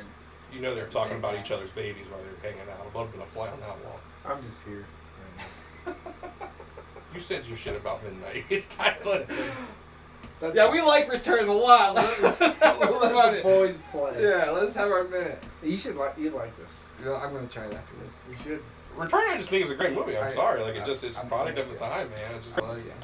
You know, but I think that's where me and him click more than me and you because he likes the 80s, you know, Back to the Future, Gremlins, shit like that. I like all that yeah. stuff. Yeah, but I mean, you don't have a heart for it, though. You're like, I like it. I watch My Best Friend's a Vampire all the time. That is a good movie. That's 80s as fuck. Yeah, it is You want an 80s film, that's what Yeah. Once Bitten. Yeah. Oh no, fuck You Once don't Bitten. like Once Bitten! Once Bitten is shit compared to My Best Friend's a Vampire. I agree. yeah. I agree. Full Moon High. Full Moon, I have that in 3 different fucking formats. These are movies we need to talk about. Like, because, Yeah. I know The Jewish Werewolf. my best friend is a vampire, and Full Moon High. These are movies I want My to watch. Mom's a Werewolf is a good one too. Stepmom's an alien. Married an Except axe my mother- murderer. except mom's in Invaders from Space. What was it? I have that. Invaders I have from it Mars. sitting in there, yeah. Invaders from Space? I have Invaders from Space sitting in there. Oh. Spaced Invaders. Space Invaders. I got that sitting in there too. No, don't even put my I'll emotions. bring it out. Space Invaders. On VHS? I wait. No, DVD. Oh, I have it on DVD, yeah. Remember in Space Invaders I have a when the very punk, good- the big punk, goes into the movie theater and starts bitching about getting service? That is Luke from Midnight. There you go. See, it all full circle. Oh, full circles because of me. Just did a Because of circle me. drive right now. Because of this guy Circle right here. And surf punks, surf Nazis must die. Oh, The coroner is John Hall from Midnight. You only see his that hand is and true. hear his voice. That's true. That's right. Circle it around. We'll do a Circle it around. non-horror, little more sci-fi. Not on my thing watch. after that. Not on We'll my discuss watch. Not on some my- of these. Paul We'll just discuss sits there some of like- these. I don't know what you're talking about. I've never talk heard. Star Wars. We'll start throwing movies at him that he has never fucking heard of. How do you like it, bitch? Yeah, like how does it feel? You're always giving me fucking tons of movies. And I'm like, I have no idea what that is. I'll watch it, but I've never heard of that in my One of these life. days we're gonna do a reaction video of just Paul watching Star Wars. Yeah. I don't want to do Take it. it. No. Take it, bitch. No. They're all Muppets. Why do you like this? It's stupid. Everyone has a monotone voice, and I hate myself. Fuck you. Why So, does yeah. Yoda look like So, Columbo? I Where's guess- the hobbits? I guess to wrap up Return, I love Return. I think it's incredible. This is my favorite Russo film. Okay. Yeah, we never have to do a podcast and return This now. is. We I would did one. like to say right now, this is the least amount of live comments we've ever had on a live stream. Yeah, what the hell? Nobody's commenting. Well, Is anybody watching? But Brother Craig, Vanessa, and somebody that I can't see until the comment goes back up because the big red fucking knob is in the way. from the retro machine. From the retro machine. We're doing retro films on top of a retro machine, but the little joystick is in the way of the comments. So as soon as the next comment goes, we'll be able to read that one. But that's been like half an hour and nothing happened. Someone just type something. So fuck you. Just type the word something. No. No. I So wanna have anyway- fun. Let's go into a little bit more Russo. Mm-hmm. I have, Oh wow. I believe, the first and only volume, a copy. Probably the only copy that exists. No, not only copy, but John Russo's Making Movies, The Film School in a Magazine, Volume 1, Number 1. Only Wow. one. Only Well, maybe whatever. No, I don't think he did. I don't really think they did another one. So, John, if you do see this, please comment if you've ever made another one, because I definitely will find it. I've been looking, and I haven't found another one. And this is Debbie Rochon on the cover, which has done a couple different films. And this has Making of Night Owl, which I do own. John Leguizamo and Carolyn Monroe. I saw that at your place Yes, yesterday. I did. And, I do have it on DVD. And I was really curious in watching that And because I do love Debbie love Rochon. John Leguizamo. What a babe. Very nice. Debbie Rochon, right there. In all her Very time appropriate. Time appropriate hairstyle and pose. I love big hair. It's just, and we're gonna show you because it's a Russo. Look at that sexy fucking man right there. I don't know if you can see that. Just pure sex. He doesn't give a fuck. Look at him with his girl with a little mustache. I feel like he should have been like directing porn. He honestly, he should be H.G. Russo instead of H.G. Lewis. Let's see, and they do a beautiful layout right here about Bill Heinzman. Look at that, Bill Heinzman, Oh, Bill Heinzman. and his when he was doing in Night of the Living Dead and Flesh Eaters. So here he's in Night of the Living Dead, and it talks about him making Flesh Eaters. The lighting's horrible in this room. I'm sorry. You're a horrible person. And the making of the Flesh Eaters. It's your fault. Which I'm a huge Flesh Eater fan. I actually met Bill Heinzman when he was copying VHSs of Flesh Eaters. I didn't get one at the time because I was so fucking fascinated with buying as much werewolf shit as possible because I was at my first horror convention. But had a beautiful talk with the man. Awesome guy. Rest in peace. Hook bought a copy, had it signed by Russo. And later, I went to the horror convention last year and I met Bonnie Heinzman, Heidi Heinzman's daughter, and Heidi Heinzman's daughter, a granddaughter. Probably that's 3 generations. 3 generations or 4 generations of Heinzman in one shot, which was pretty fucking cool, honestly.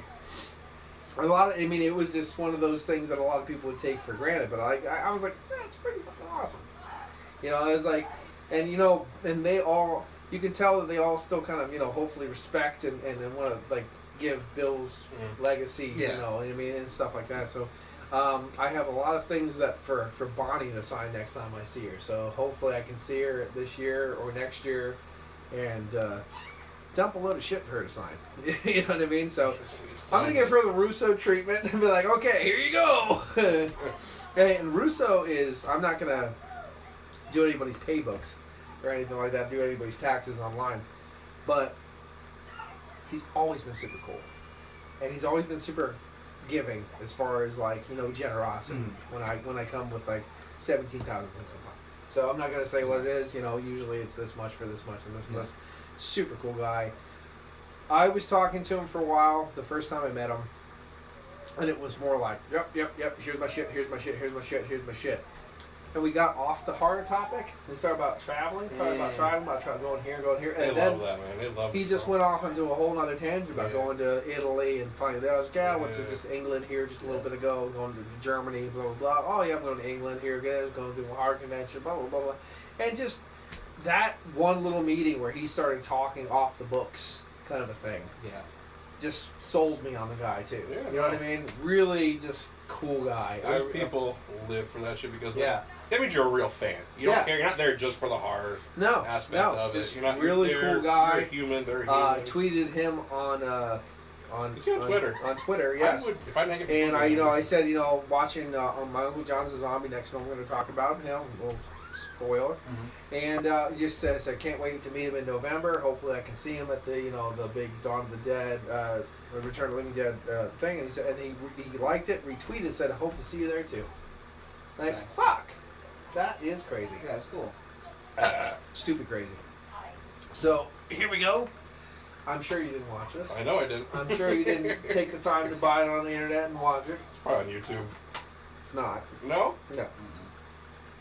This is a limited edition cover of my Uncle John's. I mean, it's not the greatest cover in the world as far as lighting goes.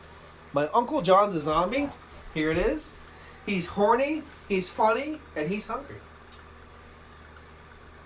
Go. I really enjoyed it. Uh-huh. I enjoyed how fucking campy it was. Yeah. I enjoyed the cameo of like Kaufman and Toxie and Sergeant Pookie Man and NYPD. And, yeah. Found it. I love that. It's on Tubi. Found it. You should have watched it. I don't know. I didn't get to watch it. I gave you a list. I just, yeah, Watch it right now. Right I really enjoyed it. I mean, I skipped the last 10 minutes. You get it? I took it.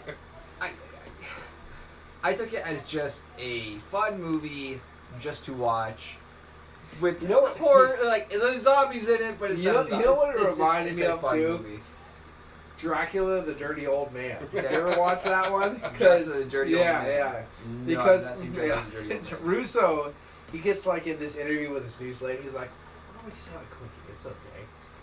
They're like, she's like, "Why is your dick purple?" Because all the blood rushes there and kind of coagulates. It's okay, I can still get a stiffy. Let's go for it. It is fun. I was really curious, and I did look into it. Maybe you can answer it for me. How many of the fake products throughout it, like the barbecue sauce and the zombie lube and all that stuff, how much of those are actual products that you can buy? Because I'm really curious. I think they're all fake. I was really like, I wonder if you could actually get on and find. When I go to the Living Dead Museum and they're there, I'm buying them. Oh yeah, I'm buying them all. Yeah. I'm lacking in lube anyway. Usually I just use hooker blood. So I'm really, really lacking in lube anyway. Sure, see the zombie dildos? Yeah. They're funny. Oh, yeah? They're big purple dildos with, like, skin missing. That's kind of like mine, except it's not big. Oh, I'm sorry. Yeah, it is what it is. It's alright. I use a fist. My Indian name is Fucks with a Fist. But it's okay. Michael John's a Zombie. It's fun. It's a fun watch. I don't think it's a necessity watch for any horror fan, but if you get the chance to watch what it, it does was it takes over from Night of the Living Dead, and John has lived this whole time, and it brings back some memories. It shows the Living Dead Museum. It shows the Night of the Living Dead Cemetery in Evans City. It shows the great George Costanza before he passed away. And the funny it thing shows is, Russ Streiner as a crazy priest that's trying to kill John. The fun thing is, if you take this movie seriously, it is canon for Night. Yeah, it is. It is Oh, canon really? for Night. It is. Because the sheriff, George Costanza. plays the sheriff in this. And they're saying, And why did you him. kill Ben? And Because they, he was a black. I don't know. There was zombies there. They cut back to him in Night, and Yeah. they show the clip of him in Night. That's awesome. Which I thought was kind of fun. This and it is a interesting. treasure trove. But you can't take this as canon for any zombie. It's too Campy. Campy. Yeah. It's far too. I mean, when you have the trauma dudes showing up in your movie, I love trauma films, but the minute you're like, hey, Lloyd Kaufman's here, you're like, hey, this isn't a serious movie anymore, guys. Like we're all on the same page. Like, we all know this now, right? Like I love Lloyd, love all the work that comes out of trauma, but yeah, you're not. This is clearly, though they try to fit it as canon. This will be a film that, couldn't be. unless you're hardcore, you will hate. Yeah, well. Unless you're a trauma fan or a hardcore underground fucking junkie. Yeah, unless you like B movies. I mean, I think there are certain aspects to this that a normal person might find humorous, but this is really for like humorous to where they're gonna watch the whole thing and no, they would have to sit through it and they'd find like 2 or 3 things that they would laugh at. Yeah, but they'd hate the film. But I think overall they would not enjoy it. I had a good. Personally, I watched the film, and then I had a lot of laughs at the film, and then I had a lot of reminiscences because it harkens back to this nostalgia aspect. If I didn't have the love of what I love, this film would have been utter shit. I agree, and I really disagreed. I did chuckle because when I watched this the other night, a couple nights ago, I read through the back and I found this quote down here at the bottom, extremely misleading, which read, "If Shaun of the Dead and Citizen Kane had a baby, it would be My Uncle John is a Zombie," by Ty and Draco at Cult Classic Horror. And if Ty's watching, I disagree with you. Well, I mean, it's fun. He must have been trying to get some free shit. But yeah, but this is no Shaun of the Dead and Citizen Kane. I mean, but it was really enjoyable. I think I get the. You have to really read into that. You have to give a lot of subtext. What was it? What was that film? Did Russo play the zombie? Yeah. He kills it. No, he kills it. if Juan of the Dead and that guy, what was it called? Cockneys of the Dead. If Juan of the Dead and Borat had a baby, it would have been Uncle John's a Zombie. It would have been that. Like if it was Juan of the Dead and Borat. I think it's a little more in line. Yeah, Maybe that would like- have been like. Maybe like Dead and Breakfast and Yeah, Borat if Dead and Bastard Breakfast and Child. Sergeant I Kabuki Man. think that's a little bit more in line. Yeah, But- but it's still funny. And honestly, Ty, you're just sucking dick.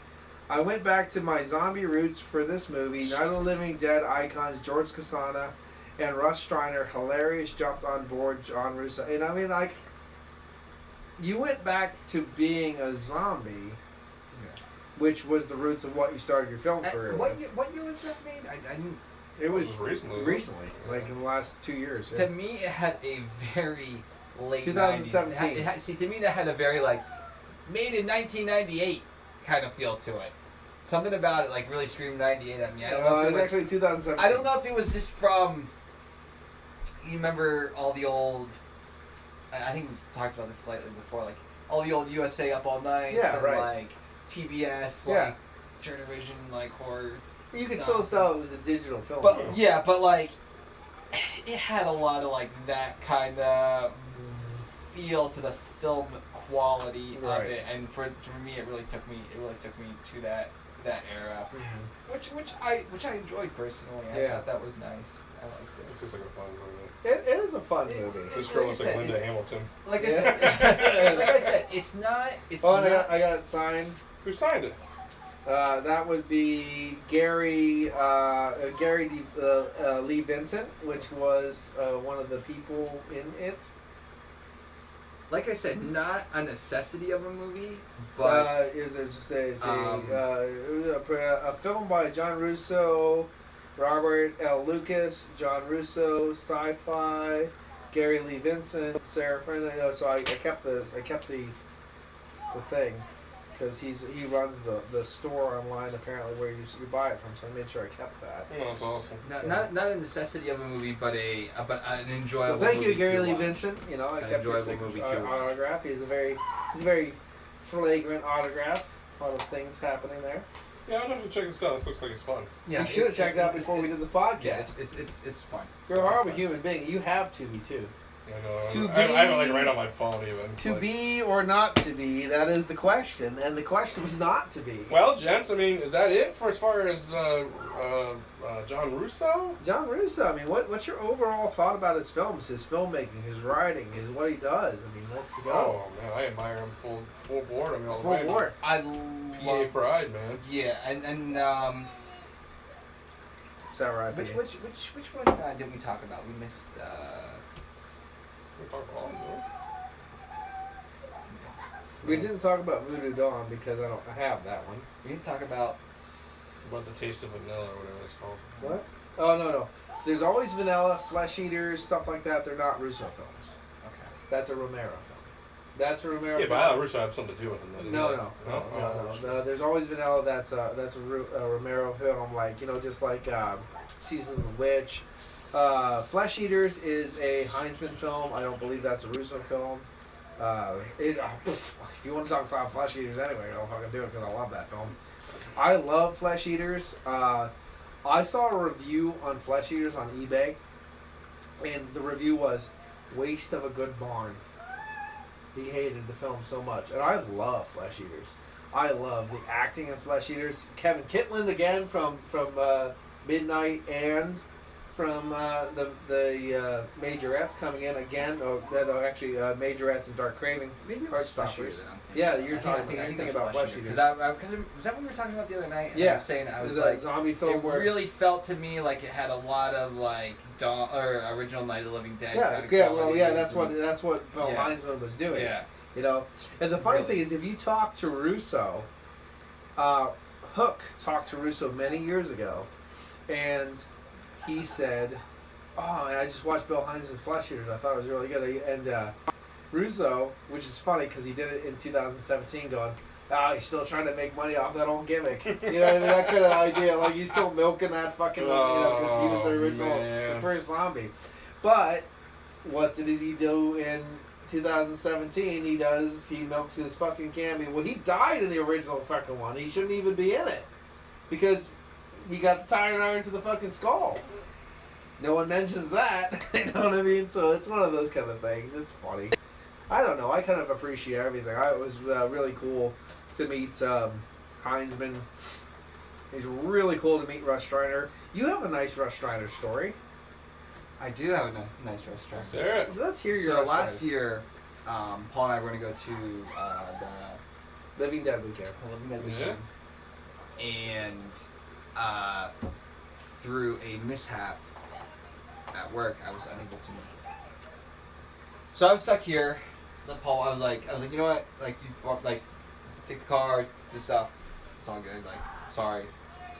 And I was in the house. I think it was a Saturday. And I get a phone call from Paul. I see Paul's calling. Like, oh shit, everything's okay. Like, the car's okay. Everything's okay. Something's Wrapped going on. around a tree. Yeah. And I answered the phone. I'm like, yeah, man, what's going on? He's like, hey, somebody here wants to talk to you. And I was like, somebody here wants to talk? Like, who the fuck wants to talk to me out there? So this voice comes on. He's like, Mike. And I'm like, yeah, who is this? It was Restrainer. I was like, what? And he was like, I heard you weren't able to make it. You were working, like this, like mishap, blah blah blah. And he's going on. Like Paul told him what happened. Yeah. And he was like, Paul said you really were hoping to see me, and like I was like, yeah, like, and I was damn near speechless. I remember I was like, look, I just want to say thank you. Like, I just really want to tell you thank you. Like, not just for calling me, but like, I think it's amazing that you're willing to talk to me. But the fact that like you were the things that you did. Thank you.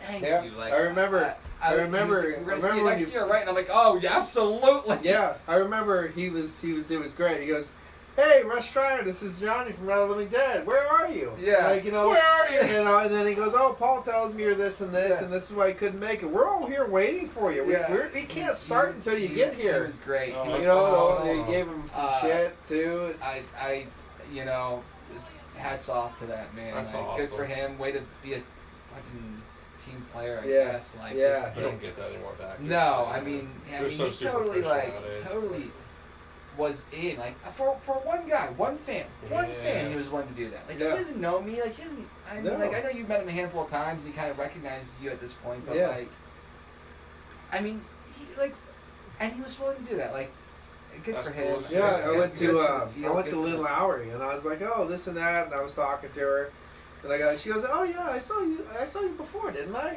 I'm like, "Yeah, 3 years ago." And I'm like, "Okay, that's cool, that's awesome." Well, I want to bring up Danny Hicks. Let's bring up Danny Hicks. Because while we're And you know talking what? about good stories, Can we say something? We should have started with this. I was gonna say it, but I figured we'd get through You it. should have. I didn't want to step on toes. Oh well, my toes are pretty big. So, but I mean, since we're talking about celebrities and good times and good people. Yes, good people. I think the best people Go, is the yeah. guy that's going to pee right now. He's the man of the hour. Well, okay. Speaking of urine, let's talk about Danny Hicks. I love I love Danny Hicks, and unfortunately, we lost Danny Hicks. For those who don't know, because a lot of you seem not to fucking know. You know, the lack of Danny Hicks on tweets on social media was disturbing. disgusting. Yeah, I'm very disappointed in my fellow. What was that? 4? You told me I was the only one at one point. Well, it was like it was him and I. Yeah. And there was 2 more people. Bruce Campbell. I know he gave finally. a shout. Yeah. It wasn't right away. No, it was way after mine. It was. I don't know. It was bad. It's just the lack of appreciation. Danny Hicks followed my painting pages. Yes, I remember inviting him to your painting stupid. pages. I was friends with him on Facebook. Yeah. I didn't think he'd accept my friend request because I knew when he was friends with Joe. Right. And I saw him and Joe were talking. I'm like, oh, that's Danny Hicks from Evil Dead and Intruder, and I'm like, so I sent him a friend request. I'm like, he's probably not gonna accept it because Joe's in the business. Yeah. I'm just a fucking fan. I have some of Joe's films. Yeah, and we'll talk about those. That's really cool shit. But so he accepted my friend request, and he's just like, he right off the bat, he's like, hey, you're a fan, thanks for being a fan. I'm like, no, thank you. Like, no, thank you, motherfucker. And my whole, for the last 6 years, I was friends with him on Facebook, and he was very sociable. He liked my photos. He liked my art. Yeah. He commented my kids were doing something. Oh, that's awesome. Glad to see your kids having fun. Yeah. Like, he was so humble. Yes. And so down to earth with his fans. And I would add him to other groups, like other horror groups, and I'd be like, hey, here's Danny Hicks. And he would just answer everyone's questions. He was so nice. Yep. He would always he'd go on and like all my paintings and stuff. And that to me right there is a guy who did it for the love of acting, not for the money. And I feel a lot of actors who start out like Bruce Campbell. I'm not saying bad about Bruce, but I feel like they kind of got away from the roots a little. Kevin Smith definitely. No, fuck Kevin Smith. I mean, he's so fucking and far. And the other thing is, Danny was probably not as inundated as Bruce. Yeah. Unfortunately. You get Danny has maybe 10,000 people. Bruce has 1 million. Yeah. So I understand the point, but at the same time, Bruce has always been Bruce. Yeah. He's always acted the same way. Like, he's never been rude that I know of. No, I've never heard anyone say anything bad about the guy. Honestly. Unlike some other people I've met. Yeah, no, absolutely. But Danny Hicks was so underrated. I've watched Intruder 4 times now. Yeah. I've watched Evil Dead 2 twice.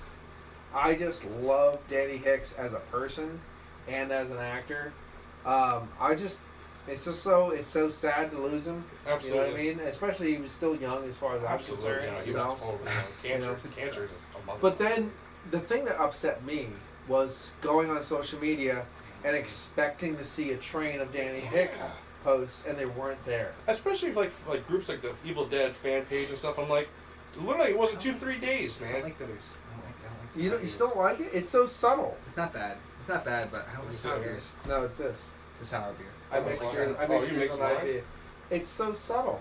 I don't like sour beers. Remember unicorn farts? Oh, you like that? That's good, man. It's good. I'm not yeah. sour beer guy. I'm sorry. But it's so subtle. No, it is very subtle. It is very subtle. But you know, like it was like 2-3 days after he passed up, he's finally acknowledged the passing of Danny Hicks. I'm like, you guys all call yourself Evil Dead fans.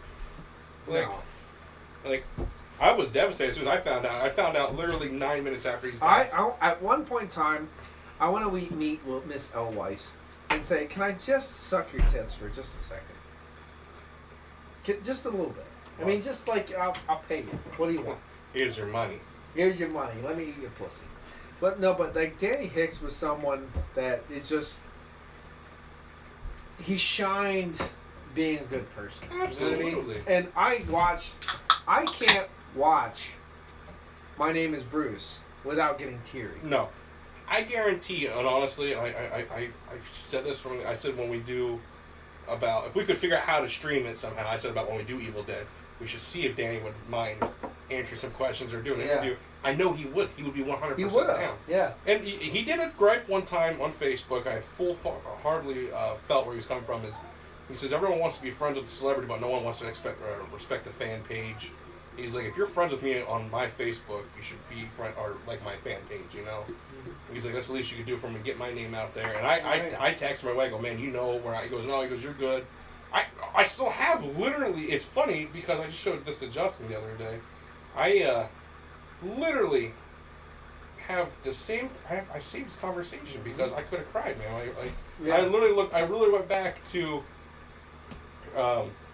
He messaged me and we had a conversation. I almost guarantee 1,000% across the board that I guarantee he would have probably been 100% down. I remember when my buddy Jan, we did that album, The Old Goat, his band Sparta God. He sent it to Fenris from Dark Throne, and Fenris sent him a letter saying, "I really like this and this and that, blah blah blah. I think this is bad though because of this and this and this." And he complimented my drumming, and I'm not a drummer. I was really drunk at the time. He was complimenting my drumming, the whole deal, blah blah blah. He could have just said "fuck off," but he took the time to do that. So Fenris is always, I mean, he was always there before, but he's always going to be like my number one guy. Yeah. You know what I mean? Like, That's all Danny that's Hicks. Danny Hicks talking to you.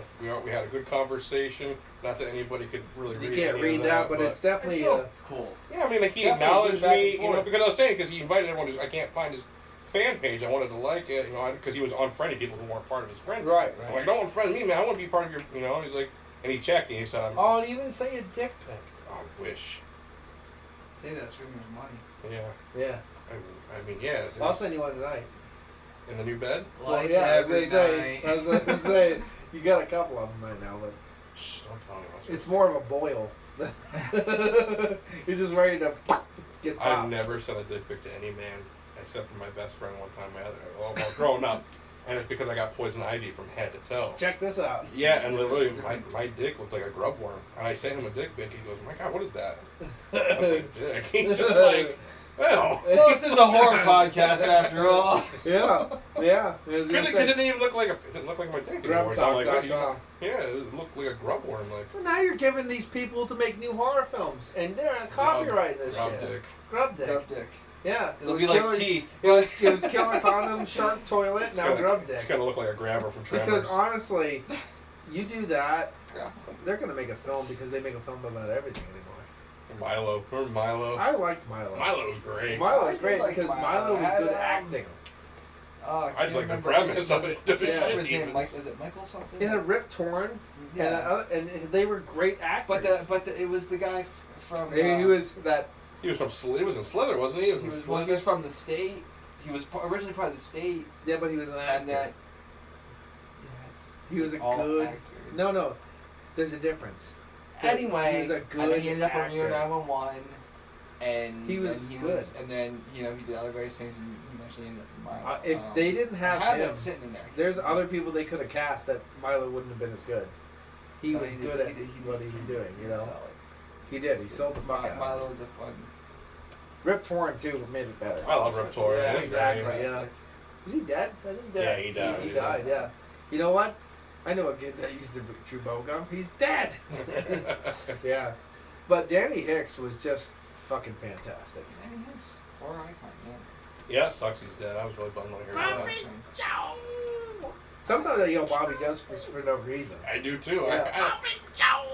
I did it probably the first 2 days after he was gone. When he yelled Oh, at no, me. I couldn't do it after I found out he was dead. Oh, yeah, no, I didn't. It was in my head, but I couldn't do it. Yeah. I don't disrespect the man.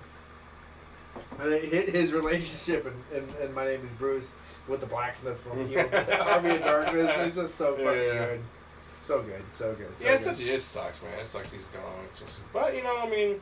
Yeah, time's moving on. It's just, and it sucks to say, but a lot of these films that are discussed and these icons, I mean, time's moving.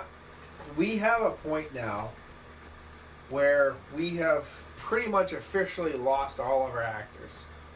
Well, as far as We're coming up on an end of them, man. as far as like the iconic. Well, Stuff, for yeah. instance, we will never again have a Charlton Heston. Oh, We will you're never- talking general. I We will agree. never, ever again have a Clint Eastwood. We won't have a Sean Connery. We for Clint Eastwood, Chuck Harrison. We will never, ever again have these serious male like actors. We won't have them anymore. They're gone. It kind of goes like that. I think in all aspects. Well, you have to realize like a whole legacy of male actors is gone because we will never have them again. There's a whole problem with just well, not horror. Sorry, my brain's on horror, but just action. Sounds like us. action stars in general. I mean, your Schwarzeneggers, your Stallones, your fucking Bruce Willis, start going down the list of your big time Jet Li. action guys. Yeah. They're going out. Yeah.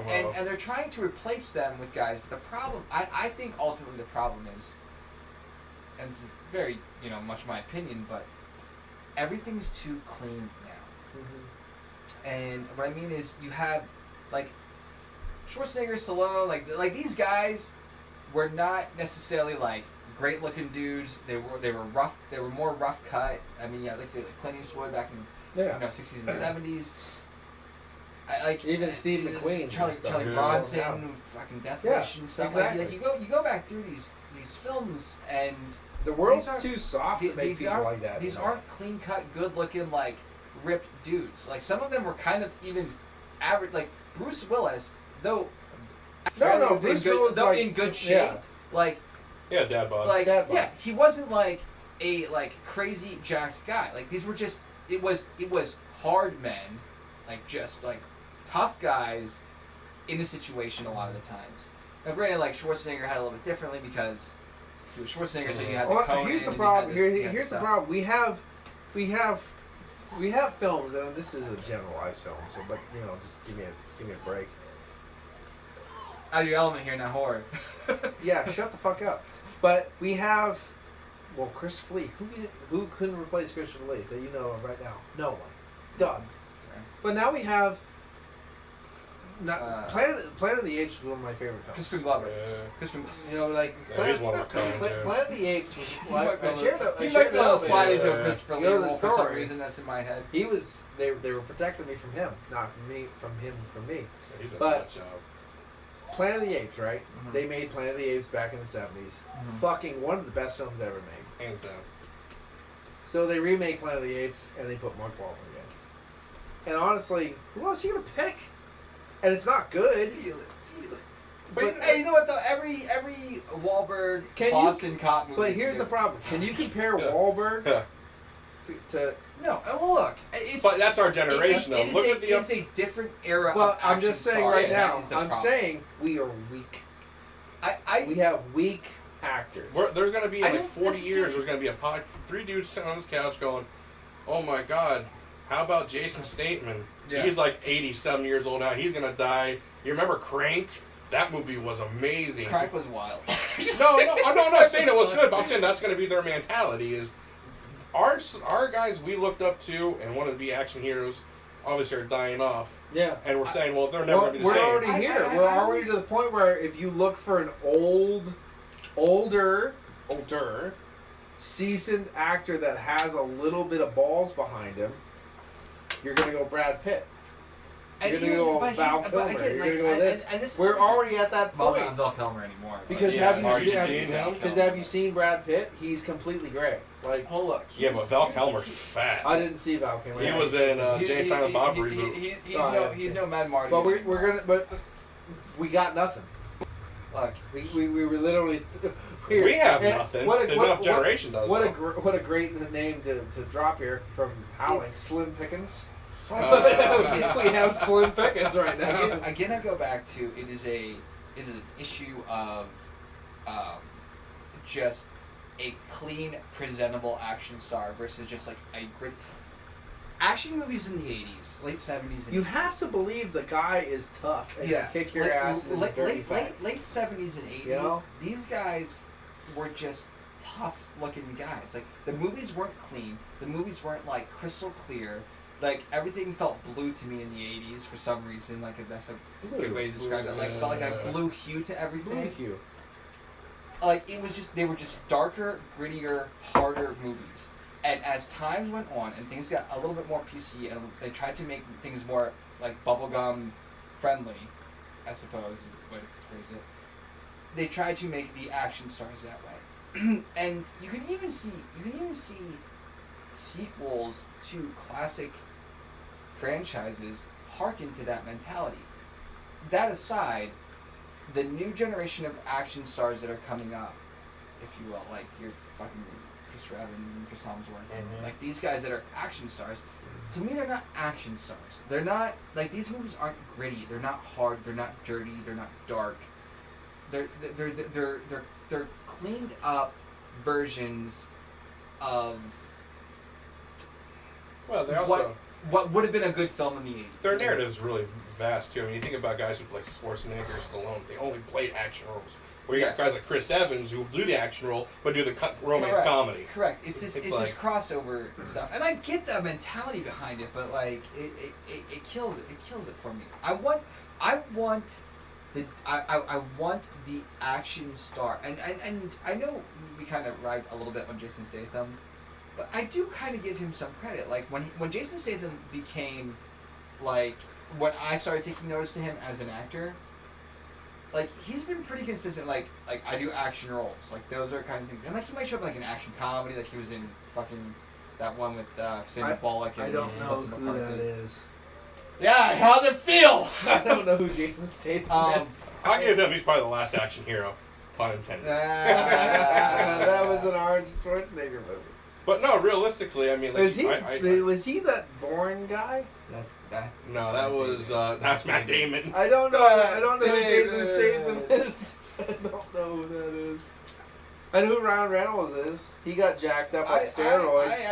I have a great appreciation for Ryan Reynolds. I love Ryan Reynolds. I really like Ryan Reynolds, like to a stupid like extent. Like I'd suck his own dick. Like, but the problem is, I really don't like when people look at his films, like the newer films, and be like, "Why can't people look like that?" Do you realize how much steroids he took to look like that? He really did bump himself up. He looked like he took an amazing amount of illegal body-enhancing steroids to get like that. Yeah. And nobody ever.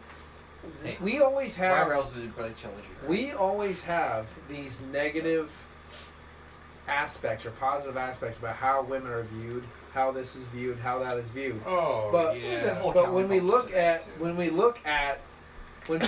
women are all about Ryan Reynolds, new Ryan Reynolds, or The Rock, or this or that, and they go, "Why can't you look like this?" Well, because I can't do illegal drugs. Yeah. You piece of shit. That's why I like guys like Seth Rogen, Jonah Hill, because they gave fat dudes like me a chance with girls. Yeah. Like, seriously, because Well, I'm like, yeah, because if you look at Joe Rogan, you look at He's a meathead. I mean, they're all steroid pumping meatheads. yeah. But Seth I Rogen, really he was like them chubby, he was all. fat and curly hair. I mean, like Jack Black and stuff like that. Yeah, oh sure. no, fuck him. You know, Hey, well, hey, the thing you know is, what? you have a poster of him on your wall. I go so- back to Jack Black. I fuck with Jack Black No, from no, the he fucking hates Airborne Jack days, Black. right? He hates Jack. You don't Black. like Jack Black? You watch Airborne?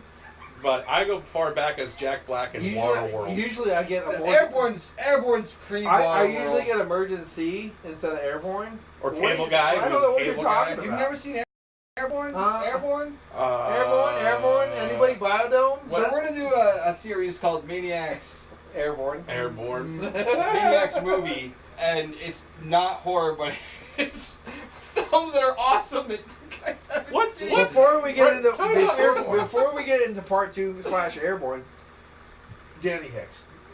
Maniacs. What do you think? Are you asking me or him?